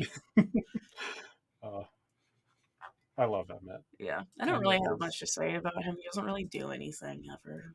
He's his just joke at always the like a wedding is background. fun. It's so bad. I don't quite remember what it was. Probably because it was so terrible. I know it was probably related to sex, though. Oh yeah, it was It like was one of those yeah, bad and it jokes. was alluding to like I forget exactly what it was because I watched this a while ago, but Yeah, I yeah, just watched it last night. I don't remember. I just kind of rolled my eyes, though. I was just like, okay, yeah. of course. Emmett is I love Emmett, and Yeah, why is he ugly? Anyway, I mean, also I have said this before. I do not understand what Emmett and Rosalie's relationship is. yeah, it's. I think it might just be Rosalie just feels like she needs a partner. I think Yeah, Rosalie doesn't want to be single. well, she's the one who turned him. So She yeah, maybe just didn't want to be alone it, or it just seems wanted a it partner. seems I like don't she's know. like, oh, he's handsome, I'll turn him, and now they're like together forever. And But it didn't work. Maybe, yeah, it didn't work out the way she thought it would. She thought yeah, she I could don't just get a know. man, turn a man to love her, Well, maybe, I think and it he doesn't work does. that way. I think in the text of the film, we're Oh, does supposed to he? believe that they're wildly in love and romantic and all that stuff. I just cannot imagine It's the two not of a them having believable a couple conversation. or kissing. Like I don't They, see they it. do they do kiss at least in Breaking Down Part Two. I don't know. I don't see it. It reads to me very One much as day, like the head cheerleader and the quarterback getting together in high school, and then like they just have nothing in because. common, Oh, okay. I was gonna say, and then yeah. they're just like together because he's the quarterback and she's the cheerleader. Honestly, that kind of plays into like Rosalie is kind of just like the mean girl character. Yeah, When yeah, we were talking about that earlier, with her being rivals, yeah, like we're actually kind of getting into mean girl tour yeah. territory. Although personality wise, I think Emmett is the cheerleader and she's the quarterback. I mean, they can both be Yeah, cheerleaders. yeah. I don't know about Rosalie being the quarterback. Oh, just because she seems, I just thought it would be funny to Yeah, no, swap yeah. the swap I the. can see him. He would He, also be yeah, on Cheer Squad. yeah. He's. I love Emmett. Yeah, We can't talk he's about not this. my favorite comic. That's I'm sorry, my favorite's Alice. Okay, yeah. She's Alice gets more to do here. she does in this Yeah, movie. it's fun to see her Yeah, as usual. yeah. Jasper is Also technically there. here. Yeah. I I also don't understand Alice and Jasper's relationship, but I understand it Yeah, more than Emmett and Rosalie. yeah. No, I feel the same. And maybe it's more of a like a I definitely believe Alice likes Jasper. Jasper is just kind of there though and Yeah, exists. yeah. So that's more where it's weird that it's like, okay, but why him, babe? Also, I think you might be way more into him than he's into you. Yeah, I don't know. It's hard to tell with Yeah, it's Jasper hard to because tell. his character throughout the series so much is he is trying not to attack Bella at every single moment that they are Yeah, together. the blood, because blood. So yeah, we Yeah, don't really know what they look like that's when true. it's just him and Alice. And that's fair. So Yeah, I don't know. but it's weird. Yeah. It does look weird. Now we get to talk about my favorite character though, Seth. Oh, Seth Clearwater. yeah, we don't see More much of just him. vibes. Okay. He's just so happy to be a part of something. And Yeah, he gets along with the Cullens in a way that none of the other werewolves do. I was actually kind of surprised with that. Like Leah, a little bit too. Like maybe not like not to the same extent Yeah, because she's she definitely starts more to warm skeptic. up to them a Yeah, little bit more by the end. yeah, she's more skeptical, but she's also kind Yeah, of. I was still a little surprised that she did kind of warm up to them more. yeah. I think Seth is just like a very good like younger brother character for Jacob to have, Yeah, he's got big little brother even though they aren't energy. like related in that way. But But Seth and Leah are siblings, right? yes, yes. Okay, So that's what I Leah, thought. I guess she is a really complex character who never quite gets her due because they get into this Yeah, in Eclipse where she and Sam were dating, I got and that. then Sam imprinted on a different person. Okay, that's what I thought it was. Is yeah, he imprinted on Yeah. someone else. And then Leah transforms into a werewolf and becomes part of the pack that Sam is the alpha of, and the pack all like share thoughts. Oh, jeez. Yeah, no, it How's is that wild. work? It doesn't. Oh And it's like God. there's so it's so good drama that you could pull from this. Why don't we But talk more about that when we talk about the werewolf yeah, stuff? no. I mean, they talk about it It's because cuz it's that cuz is what the I thought happened, yeah, but I wasn't quite sure, especially since the movie doesn't get into yeah. it. The book gets into it a little bit more, but yeah, I think it's just like the movie doesn't care about it, so that's why it doesn't get brought up. But no, it is like it is a horrible situation she's in where she I is feel like like that's a bad choice for it to not be brought up because that's. I mean they bring it up a little, but I not wish like they could have done way more with it yeah, though, and I do think that that's a missed opportunity to yeah. not play with that And more. there's a lot of like misogyny in it because the other werewolves don't like that they have to that they are getting the girl thoughts along with the Of course. so yeah there's stuff going on there that would be really interesting for We to used dig to into. listen to a woman's voice. Essentially Oh, that's why she essentially is constantly getting bullied by everyone because of it, and like yeah. people aren't super sympathetic to her situation of like I am in the pack and I am hearing the thoughts, the romantic thoughts of the guy who of my ex who broke up with me Yeah. for another person. Yeah. I think it's for her sister even. Oh, fuck.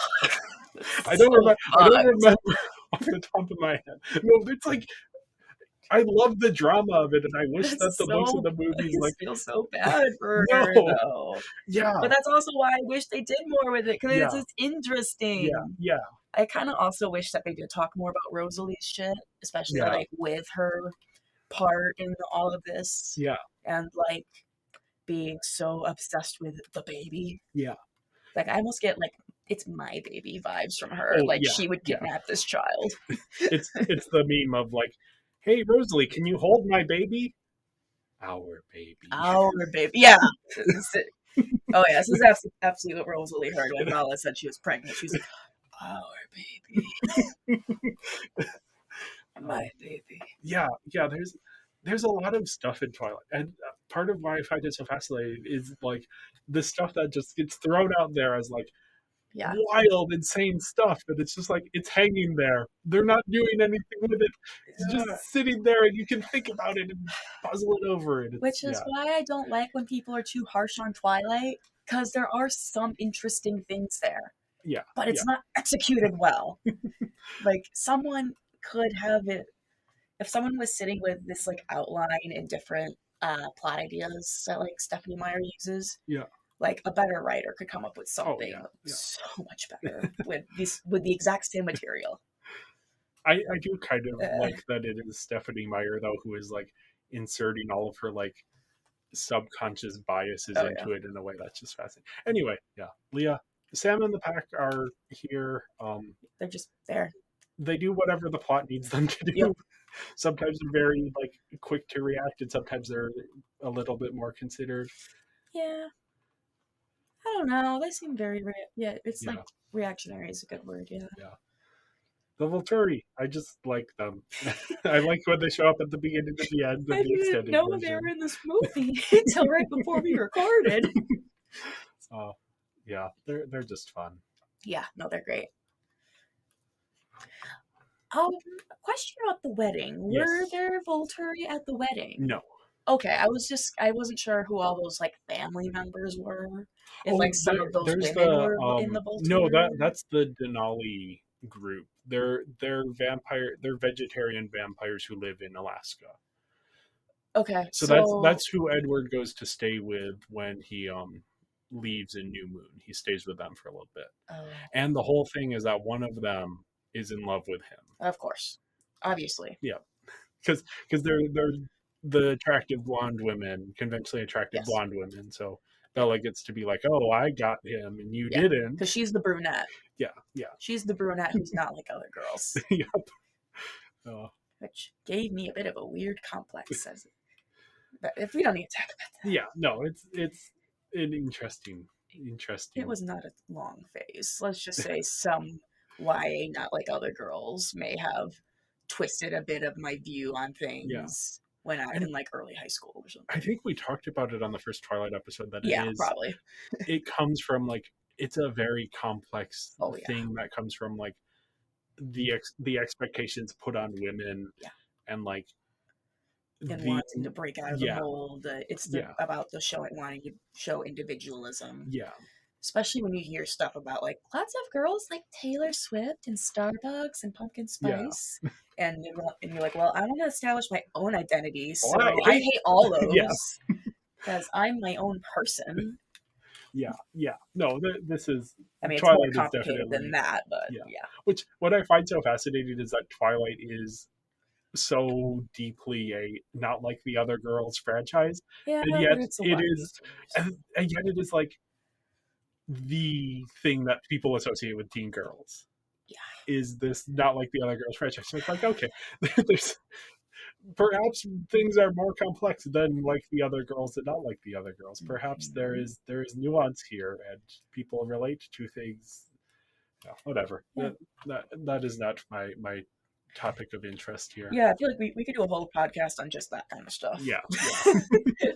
uh, yeah, I give the characters overall a 3.5. That is mainly because I did this dumb thing where I wanted to give all of the Twilight movies a well, I gave Twilight and New Moon the same scores because when I was watching New Moon, I'm like, what am I going to give New Moon score wise? So I was just like, oh, I'll just give it like similar scores to the first one and then have them equal the same total.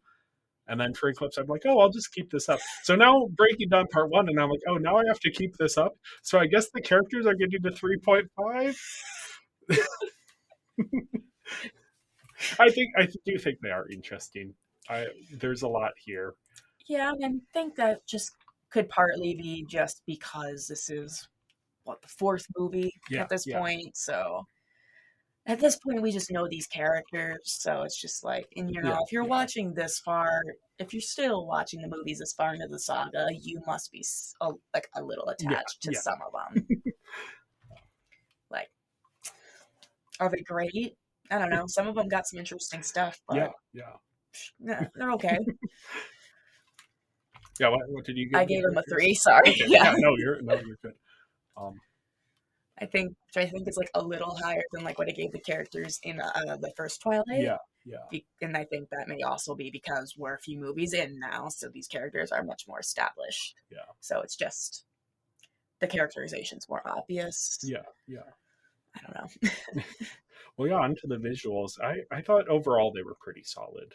Yeah, I mean that's just pretty standard for Twilight, but yeah, no, gorgeous. Yeah.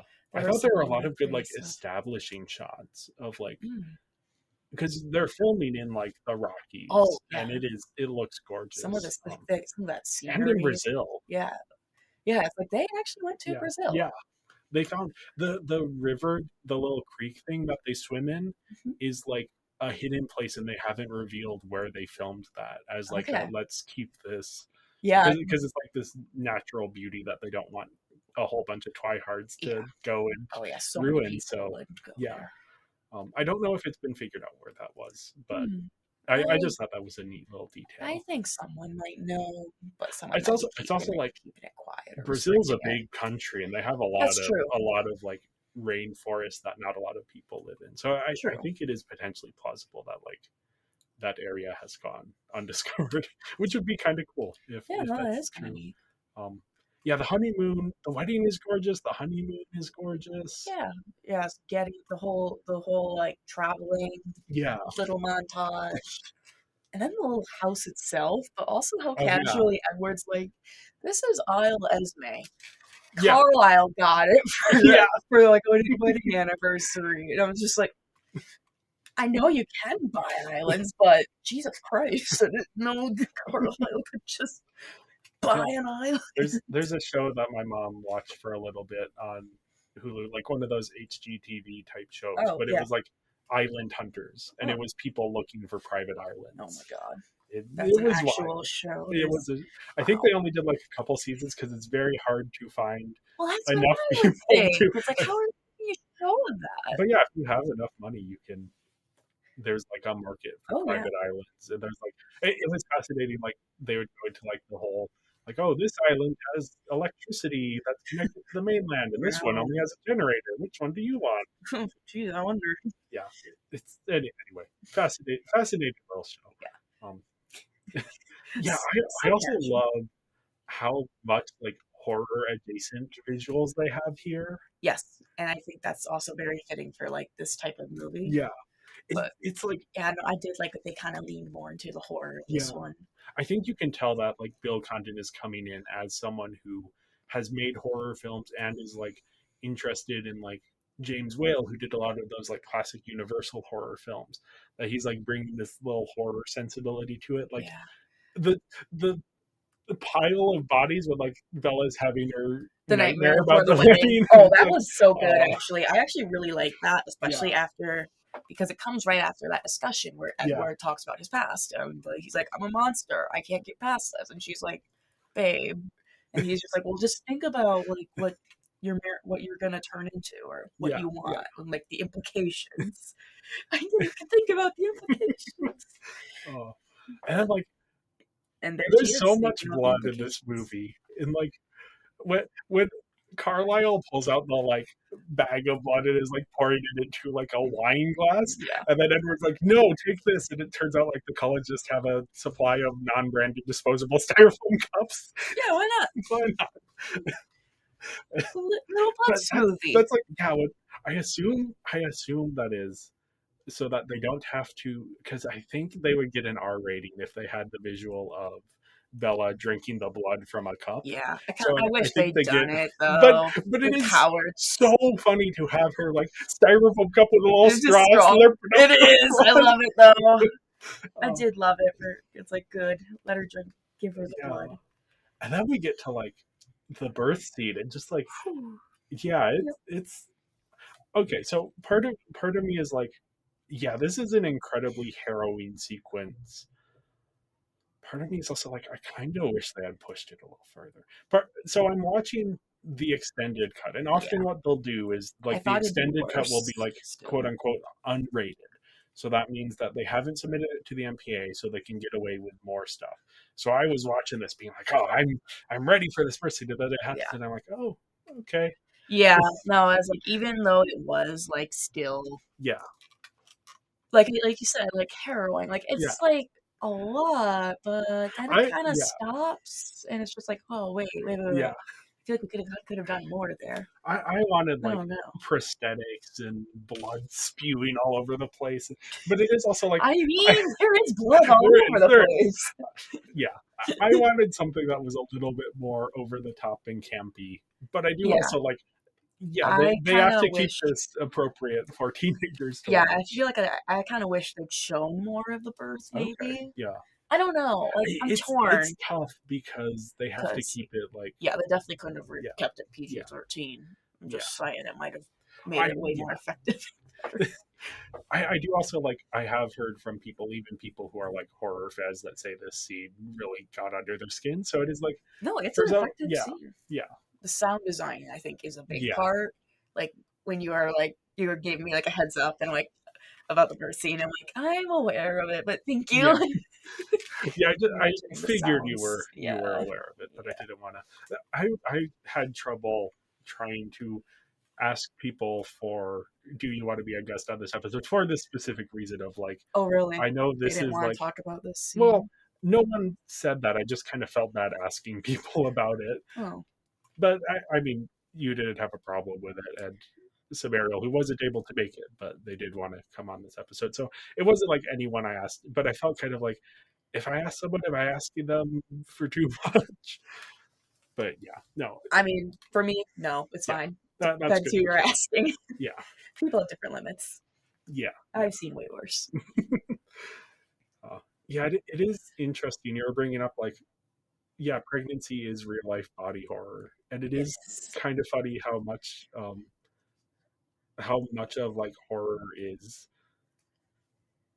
what if you had a parasite living inside of you that was taking over your body and then it gets birthed in this traumatic way? Alien. Alien Yeah, literally does yeah. this with, And it's like, like, no, the yeah, chest this is pregnancy, bursters. Yeah. which Alien is very specifically emulating like rape and pregnancy. I actually haven't seen Alien. I Okay. just know, like, It what the is whole it is meant to be like that is very intended for Alien. But there are like other isn't examples of it like also more, like, male-centered, where it's more, like, yeah, male characters that experience that type of horror? yeah, Which, there's that's interesting when that kinda stuff yeah. happens to a different gender, or Yeah, that suddenly it's now it's scary, but no, it's normal and beautiful yeah, the newest Alien movie, for AFAB people. yeah, no, it is interesting, like the like politics Free and hugs! Sorry. but yeah, the way you hear like people who can't get pregnant talk about like Alien as like, oh, it's this incredibly horrible. Could you ever imagine a creature growing inside you? And it's like, Yeah, yeah, some it's people terrifying. have that I experience. actually do have that fear. Yeah, Yes, hi. Which is also uh, partly why I haven't watched Alien, is yeah, because I feel like it might be a little intense for me because it's got some of that kind of forced birth kind of yeah. shit. It's it is very like removed from, but that is definitely like an intended. Yeah, it's still Um, a parallel, yeah, kind of. the new Alien movie actually makes it like specifically with the face huggers makes that very clear of what that is supposed to be, which I find fascinating. But yeah, it is like and Alien is just a fun franchise in general, but that is I've heard. intended I do want to like and watch it at intended. some Yeah, point. I just have been hesitant yeah, because of that reason. But yeah, yeah, yeah. No, it is yeah. understandable. Same with like Rosemary's Baby, and it's like a similar way. Yeah, But just what I've heard about like the synopsis of it is just like, oh wow, that's so terrifying. People are gaslighting this woman so hard yeah. about how like her pregnancy's fine. This is Hmm. all fine. Yeah, which I feel like that has to have been at least somewhat of an inspiration, Oh just like stylistically for yeah. this movie. Um, yeah, Bella's physical transformation here is Yeah. very stark. I don't Yeah. know exactly. I assume a lot of it is digital effects, but it's very effective. Yeah. Now this part is definitely exaggerated. This part is not real. But this is like it is an exaggeration of a real Yes. thing. It It's is a huge yeah, exaggeration, but yes, yeah. there is a little bit of truth in there. Now I am a little bit disappointed. I think maybe a lot of my disappointments with the second half of this movie come from a lot of it just takes place in the exact same location. Mm, Like it it's does. all in the Cullen house in a way that Twilight never before has been so centered on one location. I mean, it kind of makes sense though. Yeah, Like, plot wise, it makes total sense. yeah. But it's like you combine that with Breaking Dawn Part Two, which is like an hour and a half in the Cullen house. I guess maybe more like an hour in the Cullen house. And it's like, okay, we have 2 hours of the Twilight franchise that are like inside the Cullen house, Hmm. and it starts to feel like two rooms and a little bit of a yard. Like there's the living room and there's the kitchen and there's a yard and all of the scenes are taking place in this. Yeah, it bugged me, but I can understand the other perspective as well of like they are doing a good job varying the shots and bringing in new elements. And So I think maybe that's partly why we do need the werewolf drama, is because that's what gets us out of the yeah, that's house true. later on in the movie. Otherwise, yeah, the whole rest of the Yeah, movie would be like the wedding, the honeymoon, and and then then the the Cullen house. house, Yeah, uh, we where have it has some very good CG, I will say. Like the wolves are looking pretty good for yeah, the I thought most they part. looked good. I'm not always the best judge at this type of stuff because Yeah. there's a lot of CG stuff that I'm like, I don't know, I think it's fine. Like, and then like my wife will be like, "What? That's terrible," and I'm like, I don't see these things really. What I'm about the sorry. baby? Uh, I don't know. I didn't think that baby looked that bad. I Okay, know about the original doll, good. Okay, I was gonna look which up Chuck is a Esme. very interesting doll that she has a full head of hair. Yeah, it's That's what they were gonna it's an use. animatronic that they were gonna Yeah. use, and it's like Oh my basically, god, oh it's so yeah, bad. basically the second they started filming with it, they were like, "This is not going to work." Mm-mm. So instead, they did CG. It Yeah. looks a little odd. Yeah, I guess, yeah, maybe at first the baby didn't look that weird. Maybe later on when they cleaned the baby up, I guess or her face is a little. The next movie is when it becomes really bad because Okay. she's in so much of it. Yeah, right. But that's Yeah. in it a lot later. Yeah, but Oh, no, the newborn baby, I don't know. That doesn't seem that weird actually for okay. Yeah. CGI. It stood out to me a little bit, but not like, I'm yeah. sure you have a much better eye for that stuff than I do. Maybe. I don't know. No, I you don't do. always I catch bet on. you But do. yeah. Anything else about the visuals? I There's don't oh, go know. ahead. I don't know. I feel like we talked about a lot of the like really pretty shots. Of course, we get Yeah. some good forests. There's a few montages. I guess we could put that under the Yeah. visuals. The montage of Bella's life, like when she's like dead, Yeah. and like I think it's when Edward's trying to bring her back. We get this whole montage. Yeah, when the blood starts working through her Yeah. system Yeah. is when it starts. Like, but I also like that it goes backwards through her Yeah. life. Yeah. We're rewinding everything. Usually, those montages we see like from birth Yeah. going Yeah. forward till now. I don't know. I just thought it was neat. And I don't Yeah. know. Maybe Yeah. just the dumb emotions got to me there. So I it's like, mean, it's oh, an she's emotional scene. dead. Yeah. Yeah. Yeah, and I'm like, I know she's coming back, but damn, Bella Yeah. just went through so much and then she just died. Yeah. Jesus. No, it's a good moment. Yeah. I I was also just thinking, I love there are certain like flourishes from like a visual or direction standpoint. One of my favorites is um when Jacob shows up to warn Edward that the werewolves are coming, and it's just like you're hearing his thoughts as he's sending them to Edward, Mm. and it starts a shot of like Jacob looking up at the house, and I think it's focused on um Jacob, and then the focus shifts to Edward, and then it cuts over to like Edward as he's receiving the information. It's like behind his ear, and the focus shifts back down to Jacob. Mm. It's like this little moment that is doing a very good job visually of communicating that they are like in conversation with each other without actually speaking. That I thought was really cool. Interesting.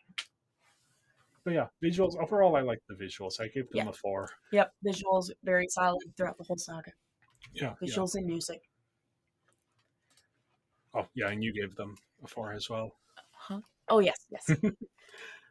Performances. I don't know. I feel like they were definitely better than the original. Okay. I'll just start there. Yeah. Were they maybe they were good. I don't know, but I stand up for them in the original, yeah. but I do think I feel like Bella's getting more comfortable in her own skin. yeah, Kristen Stewart, she's playing it differently. I think a lot of that is the character rather than the performance, because I think Kristen Stewart Maybe. does such a good job at playing uncomfortable Sure. that it reads as her being uncomfortable rather than the Yeah. character being uncomfortable. Yeah, and maybe that's just like a me problem that like I Well, see I it mean more with that it. is like the common take on it. My take on it is she's not actually uncomfortable, she is playing uncomfortable. And she's just like Yeah. so good at that specific thing that it just like your brain just goes, that can't be a performance, that has to be Right, and then maybe that's the thing is like maybe I feel like she should like dial it back just like a little okay. bit maybe, and then maybe it'd come I across a think I little think she is better. playing Bella as written. Okay. I I think mean, that is what the book makes her out to be. that could be next. Again, I haven't read them. Yeah. I've only read the first one a long time Yeah. ago, so I definitely remember. Like, yeah, she's definitely like the clumsy, Yeah. kind of awkward. It's like I get it, but I don't And know. I my don't my know. opinion on it isn't like the popular opinion, but Yeah. I stand up for both of them in the first one. I think Pattinson is playing like a very he's just playing it very well. Here he like gets to play the joy and the happiness, Yeah. which he hasn't gotten to do before. Nope. So I think his performance comes off a little bit better. Also, they have good chemistry finally. Yeah. The problem with especially with Eclipse is that Kristen Stewart has such good chemistry with Taylor Lautner that you are kind of as you're watching it, you're like, why does she like Edward again? Like she and Jacob are getting along so well, and it's just like the And chemistry is a little bit off. Whereas now that Kristen Stewart can play something that isn't completely awkward at all moments, and now that Robert Pattinson could play like a little bit of happiness in his Yeah. performance. I think that also might be partly like why I didn't like Edward like really early on. Oh yeah, It's yeah, because like yeah, Jacob and Bella definitely like have better chemistry at yeah, first and yeah, stuff. That it's like okay, why do you want the guy who yeah, watches you while you sleep and follows you and is kind of is like rude to you when yeah, like you got this other guy who is like cute and like funny and you guys get along well. You guys yeah, seem to click yeah, way better and he doesn't seem to hate your guts. Even though Edward doesn't hate her guts, yeah, but we don't need to get into that. He treats her like he yep. does. Uh, and Taylor Lautner, like he gets the worst job of any of the actors here, which is he has to play falling in love with a baby, Yeah. which is like, oh, that I'm glad it's a CGI baby for his sake. Yeah.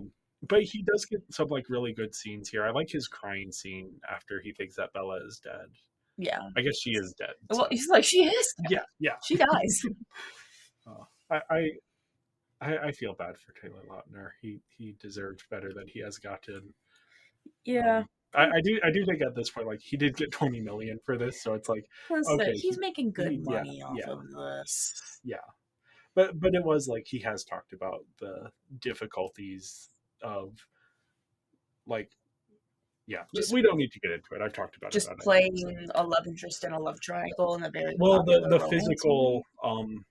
because he went through initially they were going to recast the role for New Moon, and he was like, I'm going to work really hard at it and get the like bulk up for the movie so that I can keep the part.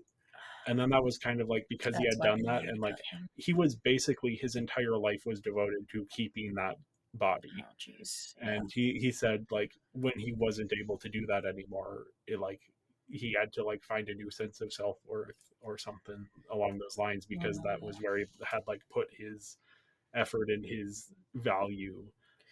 And it sucks because I think the movie also puts a lot of value in his physical appearance. Also, he was underage for was he still? Yeah, he was underage, I think, through when they started filming Eclipse.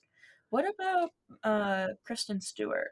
She was underage for a little bit of when they were filming Twilight. That's what but she turned 18 while they were in production on Twilight, like very early in production. Okay, because I was gonna say I thought Kristen Stewart was actually close to Bella's age. Yeah. And like Robert Pattinson, he's not. He's a little older. Was he a bit older at the time? I think he was 19 or 20 when they were filming the first Twilight. Okay, but that's not terrible. No. He's a little older. Like, yeah, he's already an adult. Yeah.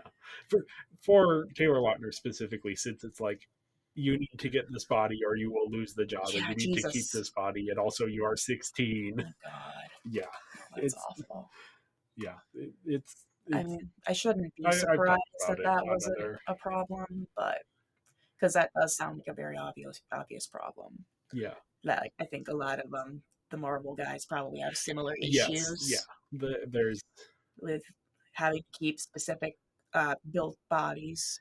Yeah.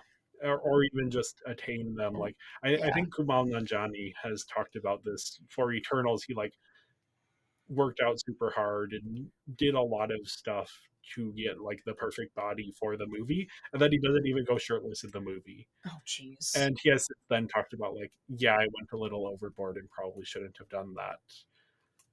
But yeah, there's that like it's a thing of like even for men there are body image issues that Hollywood perpetuates with these types of things. So yeah. Anyway, we've talked about I've talked about all of this stuff on the other Twilight episodes, and we don't need to get too deep into it. No, it's worth mentioning though for sure. The Volturi are just always fun. Michael Sheen, just phenomenal. He joined these apparently because his daughter was a big Twilight fan. Okay. And so he wanted to do it for her, but he just embraces the role. Yeah. No, his Arrow is one of the best characters whenever he like is around. It's great. And I want to find Christopher Heyerdahl plays Marcus, the one who goes, "What joy!" Like that the line delivery is just so perfect for me. What joy. I can finally die Yeah. in peace. There's a good moment of that in the next movie that I won't Does spoil he for you. die? Well, okay, we can spoil it. Yeah, yeah. He's like, they're on the battlefield, and like two vampires are like running at him, and he just goes, "Finally!" And they just like rip him in half. Goodness. It's like, okay. You're so old. He's ready to go. Oh, God.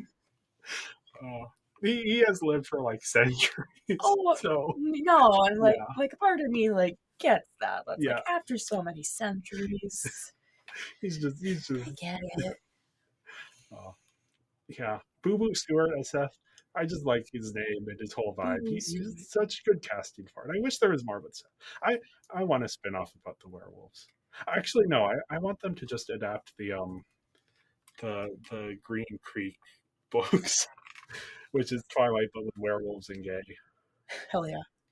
and slightly better writing than Honestly, Twilight. that's really what Twilight needs. It's more gay. It's not gay. It's too Yeah. straight. Yes. Like No. yeah, Alice is there, but it's too straight. Yeah. Yeah. uh, yeah. I don't really have anything else to say about the performances that I haven't said in other episodes. Did you have any that stuck out to you? Ah, I don't know. I guess the thing to me is I just felt like Edward and Bella were better. Okay. Yeah. But like I don't know. Like I know you. Yep. We differ in opinion on Yeah. that, but no, I You don't agree think that they they're were better though? You don't think they've improved?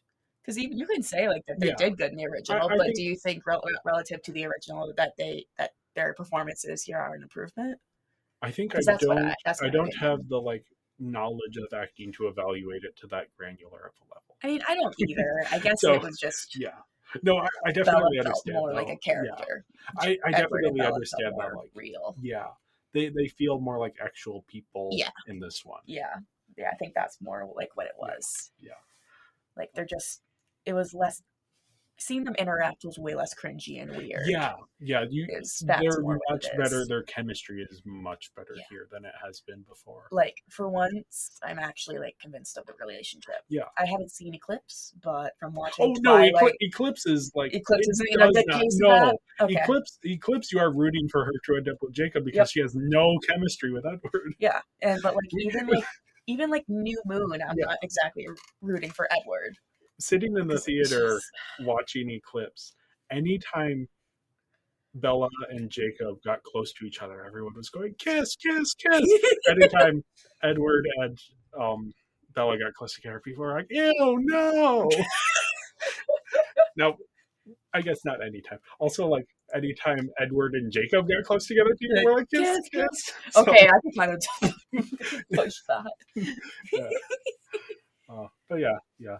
Performance. It is cool to see like everyone come back for the wedding. That's Yeah, fun. that's nice. Yeah, I haven't really seen the friends in a while. Yeah. Uh, yeah. Overall, I gave the performances a 4.5 out of 5. Again, I am trying to get my score up to an 18 because that's what I gave the last one. So that's not entirely. I'm overrating things a little bit, but I do like the performances here. I gave it a 3.5. Yeah. Just yeah, it's kind of middle of the road, but slightly better than Yeah. what I rated performances in the original. Yeah, that's fair. Yeah, we can argue. Go back and forth on like the quality or how good of the acting is because yeah, not the best judgment. I mean, I'm not either. I just think they did better. Yeah, I think it's definitely fair to say that they have better chemistry and are acting more like people. Yeah. I think their performances in the first one are serving what the first one is doing, but no, I don't disagree with you on that particular point. Yeah, no, like it's not necessarily a bad thing that they're weird in Yeah. the first movie because they are just meeting and things are all kind of awkward. He stalks her, Yep, that's kind of awkward. Oh no, We can that's cut this. oh no, I'm not going to cut stuff. Oh no. Unless you want me to cut stuff, but I think these conversations are worth having. Okay. Sometimes I feel like I sound stupid. No, or that I like in the end like go back on what I was saying. No, just like but part of the fun of podcasts as a medium is hearing thoughts develop, or at least in my mind. Yeah. Like, hopefully people who listen to this podcast agree with me, because that is like the whole thing that Binging Barbie is. So if people don't like it, then maybe find a different podcast that's a little bit shorter and more focused. Because we're just talking Twilight. That's just Yeah. what we're doing. I'm trying to stay focused. My brain just doesn't always work that way, Oh, though. that's fine. Yeah, onto the sound. Just to, I don't have too much to say.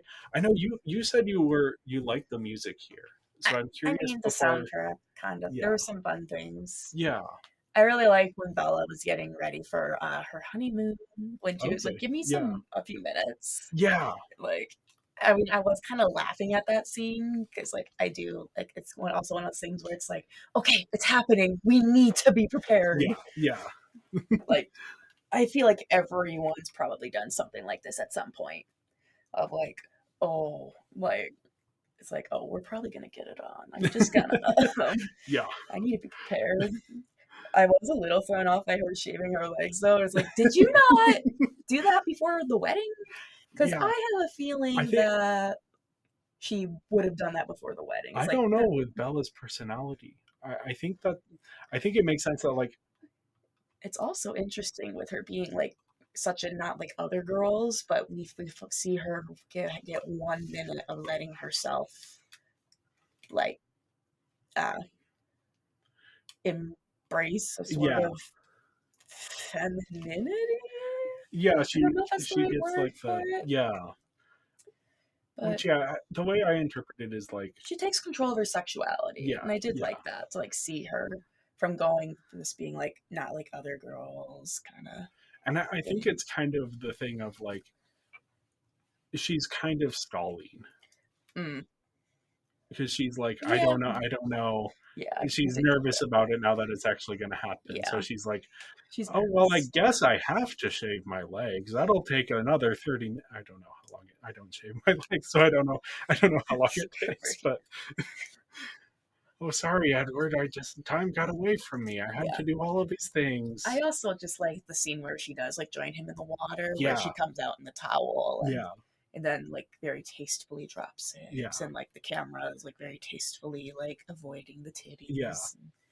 But it is very like It's charged still. yeah, but but it's good. I Yeah, like it. yeah, no, yeah. It It's a is good doing like it honeymoon well. scene. Yeah, yeah. Um, Personally, I wasn't a huge fan of like the musical score. I really loved the score for the first one, which Carter Burwell did. Oh yeah, no, the And then first I movie was is like, just better. I was iffy on the Desplant score, but then the Howard Shore score I absolutely loved. So then I was like, okay, Carter Burwell's back. I can't wait for it. And then listening to it, I'm like, I don't like this. No, what did you not like I don't exactly? even recall. It just didn't I just sound like what I was hoping it would. And Breaking Down Part 2, I actually really like the score for, hmm. so I don't know if it's just something that wasn't working for me. I just feel like there were just some. I don't know. Every once in a while, there was just a good song for the moment. Oh I yeah, feel like the the song like like for the yeah, wedding was pretty the good. pre-existing songs that they bring in are all very very good. Oh, I that's was what we're not what specifically we're talking talking. about. I was specifically. I mean, we're talking about both, but yeah, I was specifically talking about the musical score, not the songs, Um, but like the yeah. backing, or I yeah, honestly like with that kind of music, I don't always pick up on all of that. that's So fair. like That's fair. it I exists. yep. I was thinking I of the think that's soundtrack no, no, itself playing in the background. Oh, okay. yeah, no. Uh, It's for me. It was the music, the pre-existing songs that they brought in. I thought were pretty good. Still not like I still listen to the New Moon um album yeah. What's because I on love that the one? songs. Oh, it's a lot of stuff. Oh, I okay. don't. I don't. I'm bad at song titles, No, but that's all there's right. I'll have to look yeah. it up. It is I don't know which ones are on like what yeah. soundtracks. It's a good car listen. Yeah. So yeah, I gave the sound overall a 4 out of 5. I guess sound also includes the noises from the pregnancy scene. Okay, but those That is kinds of like sound yeah, effects were great because yeah, yeah, that shit was gross. yeah, yeah, There were bones cracking. There was fluids going everywhere. Like yeah. that, very It's effective, yeah, which is very good for horror. yeah. Like It's one of the most important things with horror is good sound design. Yep. So, yeah, I mean, I gave it a 4.5. I somewhat misunderstood the assignment, but I guess I Oh still no, agree yeah. with it. Oh no, it's sound is everything. So Yes. whatever stood out to you with sound. Any sounds, Yeah, yes. yeah. Well, yeah, that leaves me with a final score of 18 out of 25, which is a 72% or a 3.6 out of 5 stars. And I ended up with a 17, which is a 68 or 17 points, which is 68%, and a 5-star rating of 3.4. So Yeah. yeah. Anything else before? I don't know. I need to go back and watch the clips. That Yeah. was a mistake, but that's okay. I mean, I yeah, still had so it's much fun yeah, watching it. Don't get me it's wrong. understandable to Like the movie's definitely still watchable. There Yeah. were just a few context kind of things that I kind of knew just from like being in fandom, yeah. like that I've just kind of osmosed a little bit, but Mhm. yeah. But Yeah. I Well, don't know. yeah. This is I finally this is the final Twilight movie episode that I have to record. I still have to do my rankings, but this is like, okay, I'm done talking about Twilight. I can close this book. I had a lot of fun. Obviously, listeners will have another episode to enjoy, and then the rankings will be out soon. But yeah, thank you everyone for listening. Make sure to follow us on social media. We are Binging Barbie Podcast on Instagram and Tumblr, Binging Barbie on Serialized, and Binging Barbie, a Barbie movie podcast on Letterboxd. And if you enjoyed this episode, make sure to leave a 5-star review and go join our Patreon.